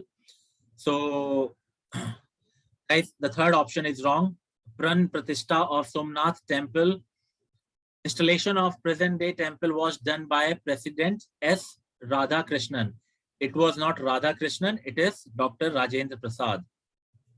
So, just by eliminating 3 options, we can come to a final answer, which is 1 and 2A. 97th, B cell and T cells, guys. Guys, अगर आपको B cell और T cell पता होगा, basically, see, what are T cells? T cell can wipe out infected or cancerous cells. Okay, and T cells are also responsible. They are also their main function is also to direct the immune response by helping B cell, basically. Okay, and B cell का main function क्या है? It creates antibodies. So just by knowing the basic things about it, we can come to a conclusion that they protect the body from diseases caused by pathogens. Now question number 98. Guys, nanoparticles हर जगह exist करते हैं. Okay. Other than those made by humans, nanoparticles do not exist in nature. They exist everywhere. Very extreme statement, guys, do not exist in nature. Nanoparticles of some metallic oxides are used in manufacture of some cosmetics. Yes, they are used, nanoparticles. Again, guys, previous year's questions. Nanoparticles UPSC question पूछ चुका है, especially the application part. Nanoparticles of some commercial products which enter the environment are unsafe for human. Guys, when they are inhaled, then they are unsafe for the humans. Okay, so जो nano particles होते हैं, yes, sometimes they are being inhaled by the human beings, and then they get deposited in the lungs, or even in they travel from lungs to the brain also. So yes, second and third statement are right. So the right answer is going to be D. Now question number 99, DNA barcoding, guys. Again, this is a very, very debatable question. DNA, I mean, I have tried to research a lot, okay, about the DNA barcoding, but the thing is, see, DNA barcoding का मतलब ये है कि DNA मतलब हम sales का बहुत छोटा पार्ट लेते हैं और उससे हम लोग DNA barcoding करके we try to know the characteristics of the species, whether or the plants, right? So let's apply the logic here. Assess the age of a plant or animal. Guys, this is very generic. Your age or plant, I mean, it can be tool to assess the age, right? This is not a difficult task to assess the age of a plant or animal. So this statement for me is right.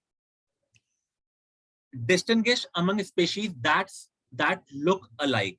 Guys, there is a paper on the researchgate.net. Okay. Advantages and limitations of DNA barcoding. So in that research test paper, I have found, yes, it can be used to distinguish among species that look alike. But now the third statement is very tricky. Identifying undesirable animals or plant materials in processed food.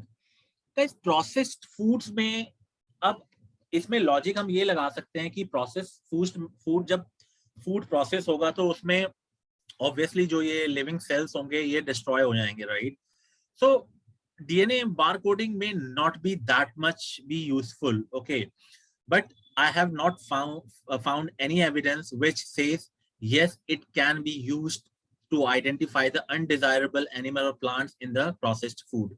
I have not find any evidence, and even 1, 2, 3 options are not available. So I will go with option C.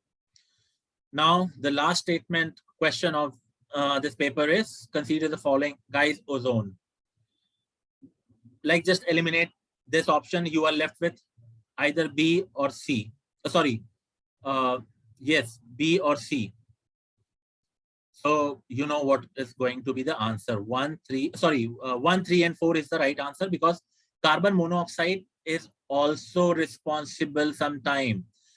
Because what happens, carbon monoxide, you know, after is oxidized to carbon dioxide gas, which reacts with water particles in the upper atmosphere to produce carbonic acid. So that carbonic acid can cause acid rain. So even carbon monoxide is responsible for the acid rain. So 1, 3, 4 is the right answer. So guys, this is we have done with the analysis of all the previous year's prelims 2022 paper, and I am sure most of the wherever I had a doubt in the questions, I have already told you. So please do not I mean, invest so much time in finding the right answer, because it also depends on the UPSC, how the UPSC is going to take the option, okay, how he is going to interpret the statement. So, but I will strongly suggest you, if you are confident, if you are confident that you are scoring around 95 marks in this test, then I will say you can start your mains preparation from tomorrow itself. Or if you want to take a break of a day or two, you can start with in couple of days. But guys, again, very important piece of advice. Many students I have seen, they are, they just they are running behind the test series. They are, rushing to join. They rush towards joining test series, having, which are the institutes which are providing maximum number of test series. Guys, test series jo hai, wo definitely it helps you to, improve your answer writing, to know where you stand. But by the time you will start attempting those test series, it will be too late. Suppose आपने आज से पढ़ाई start की, after 15 days of 20 days you write the first test of say polity or FLT. Okay, आपको realize हुआ कि यार मेरी तो knowledge ही अभी I have not even have enough knowledge to write the answer. तो ये चीज अगर आप पहले ही analyze कर लो for each and every subject, then in those coming 15 days, at least you will be able to focus on those areas first, and then you can attempt the test, right? So you will be even more confident. So previous year's questions, the analysis of previous year's questions of the mains are extremely important, guys. देखो mains में भी there are two kind of questions, right? Like two major theme. One is a GS, one is a current affair. Everyone knows UPSC will not ask you the straightforward question. Either like there will be a blend of both, static as well as current affair. Current affair तो भाई आपने जो पूरे साल पढ़ा होगा, ठीक है. But at least make sure you should make yourself strong in the GS. क्योंकि जो even if the question is based in the on the current affair, right? जो उसका value addition होगा, the base of the answer will come from the GS, your static portion only. Introduction अगर आप लिखोगे तो आपको जीएस की knowledge होनी बहुत जरूरी है, ठीक है. आप वैल्यू एडिशन लिखोगे, उसमें सुप्रीम कोर्ट के जजमेंट्स, गवर्नमेंट का पार्ट, उसमें कोई कमिटी, लॉ कमीशन की रिकमेंडेशन, कोई रिपोर्ट, ये सब कहां से आएगा? ये सब जीएस से ही आएगा. So please make sure you refer the previous years questions. And we, like the entire team of IAS Akademia, we have discussed and we have made a very holistic plan. And we have analyzed the last 40 years of previous year's questions. And in those like 40 to 50 years of previous year's questions, after analyzing them, we have finalized the set of themes for each and every topic.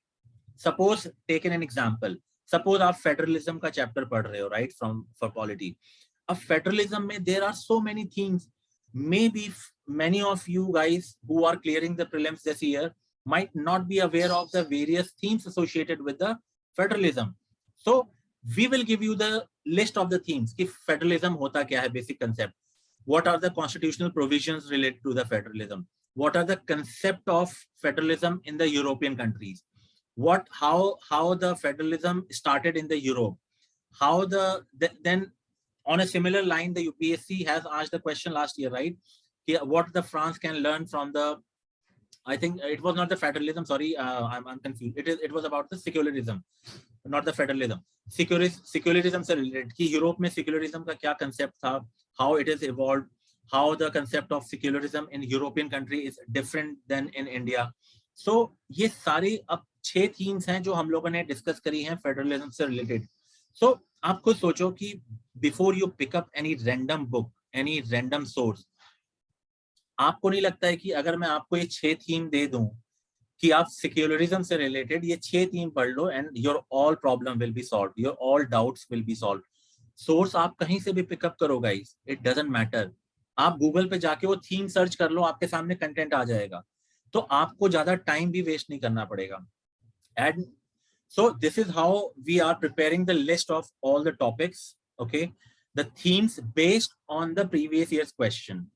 So at least we can make sure कि आप GS में आपका concept एकदम clear हो जाए, and after that you can adjust the current affair in your answers. Okay, you can link the current affair and GS both to frame a right answer. We also have one-to-one mentorship, guys. Like I have told you, I have launched so many mentorship program in well-known institutes. Okay, so many of you guys might know me. Okay, so this is like my own academy, my own initiative, which I have started on my personal experience. There is no koi bhi ulti seedhi, matlab we are not going to give you the junk. Okay, like I said in the beginning, this is going to be a very, very targeted approach. आप usually बाकी जगह क्या होता है guys? You will go and join the test series, right? After joining the test series, mentor will communicate with you, right? He will discuss with you कि हाँ sir, what are the major problem, what I need to read, how I can furnish or brush up my knowledge. Guys, ये चीज मैं आपको पहले बता दूंगा कि आप पहले से ही हमारी टीम मिलके we like have a dedicated mentor who will tell you in the very beginning कि आप पहले ये चीज पढ़ो and then give the test and then again there will be a discussion. So here mentorship is at the two level, one before the exam and one after the exam.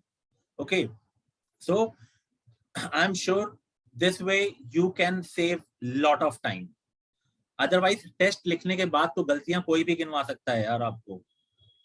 Because I can see it in your copy. Or mentor, if you go anywhere, mentor will only discuss those 20 questions. Here we are discussing the entire theme.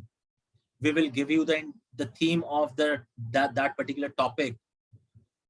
Because UPSC, you never know UPSC कौन सी theme उठा के question पूछ ले उस particular topic से. So you have to be prepared, 360 degree. So that is the reason. If you have any queries, any doubts, please find the form under the YouTube description and fill that form. Then probably we can have if I'm going to get a lot of requests, I am going to conduct a webinar tomorrow or either day after tomorrow, where I will show you how we have prepared a theme from the previous year's questions of last 40 years. And then probably you will understand how it is going to help you in the mains test series. Okay, guys, खाली test series लिखने से benefit नहीं होता है. You have to prepare first. आप जैसे बोलते हैं ना कि एक कमांडो जो होता है, ठीक है, उसको पहले प्रिपेयर किया जाता है तब वॉर पे भेजा जाता है. तो आप पहले प्रिपेयर करिए अपने आप को and then go for the war or go for the means mock test. लेकिन लोगों को ये लगता है कि हम जब वॉर लड़ेंगे तब हम लोग सीखेंगे, या जब हम टेस्ट लिखेंगे then we will learn. No, you can learn even before writing the first mock test itself, provided you should know what is the scope of learning is there. ठीक है, अदरवाइज आप वही कन्वेंशनल बुक उठाओगे, पढ़ोगे, चले जाओगे, लिख के आओगे, आपके नंबर आने हैं वही, फिर वही आएंगे 80, 85, 70, which will not help you to get into the list. So the best way is to first prepare yourself for the war and then fight the war. Okay guys, so I'm going to end this session. Thank you so much for your time, and like I said, for any confusion, any kind of discussion, please drop a message, and you can also contact me personally. You can drop me a message. My number is 9315-855-291. Repeating it, 9315-855-291.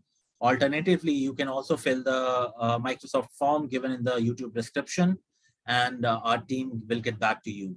And like I said, if I'm going to get a lot of requests, I'm going to conduct a webinar tomorrow or either day after tomorrow related to the entire strategy for the mains. Okay, and I am also going to tell you the major problem the student face during the mains. I will also discuss you the flaws in the the mains program, which 99% of the students are going to join. What are the limitations of those programs? How you can overcome those? I will also talk about the various aspects of mains answer writing, how you can improve, how we can learn the art of answer writing. There are a lot of things going to happen, guys. Okay, I have a very extensive experience in the answer writing. Like I told you, I have been head of answer evaluation team, even the mentorship team in various in well-known institute. So you can definitely gain a lot of things from me. Okay, so guys, see you there in the webinar, and I wish you best of luck again. Thank you so much for your time. Have a nice day. Bye.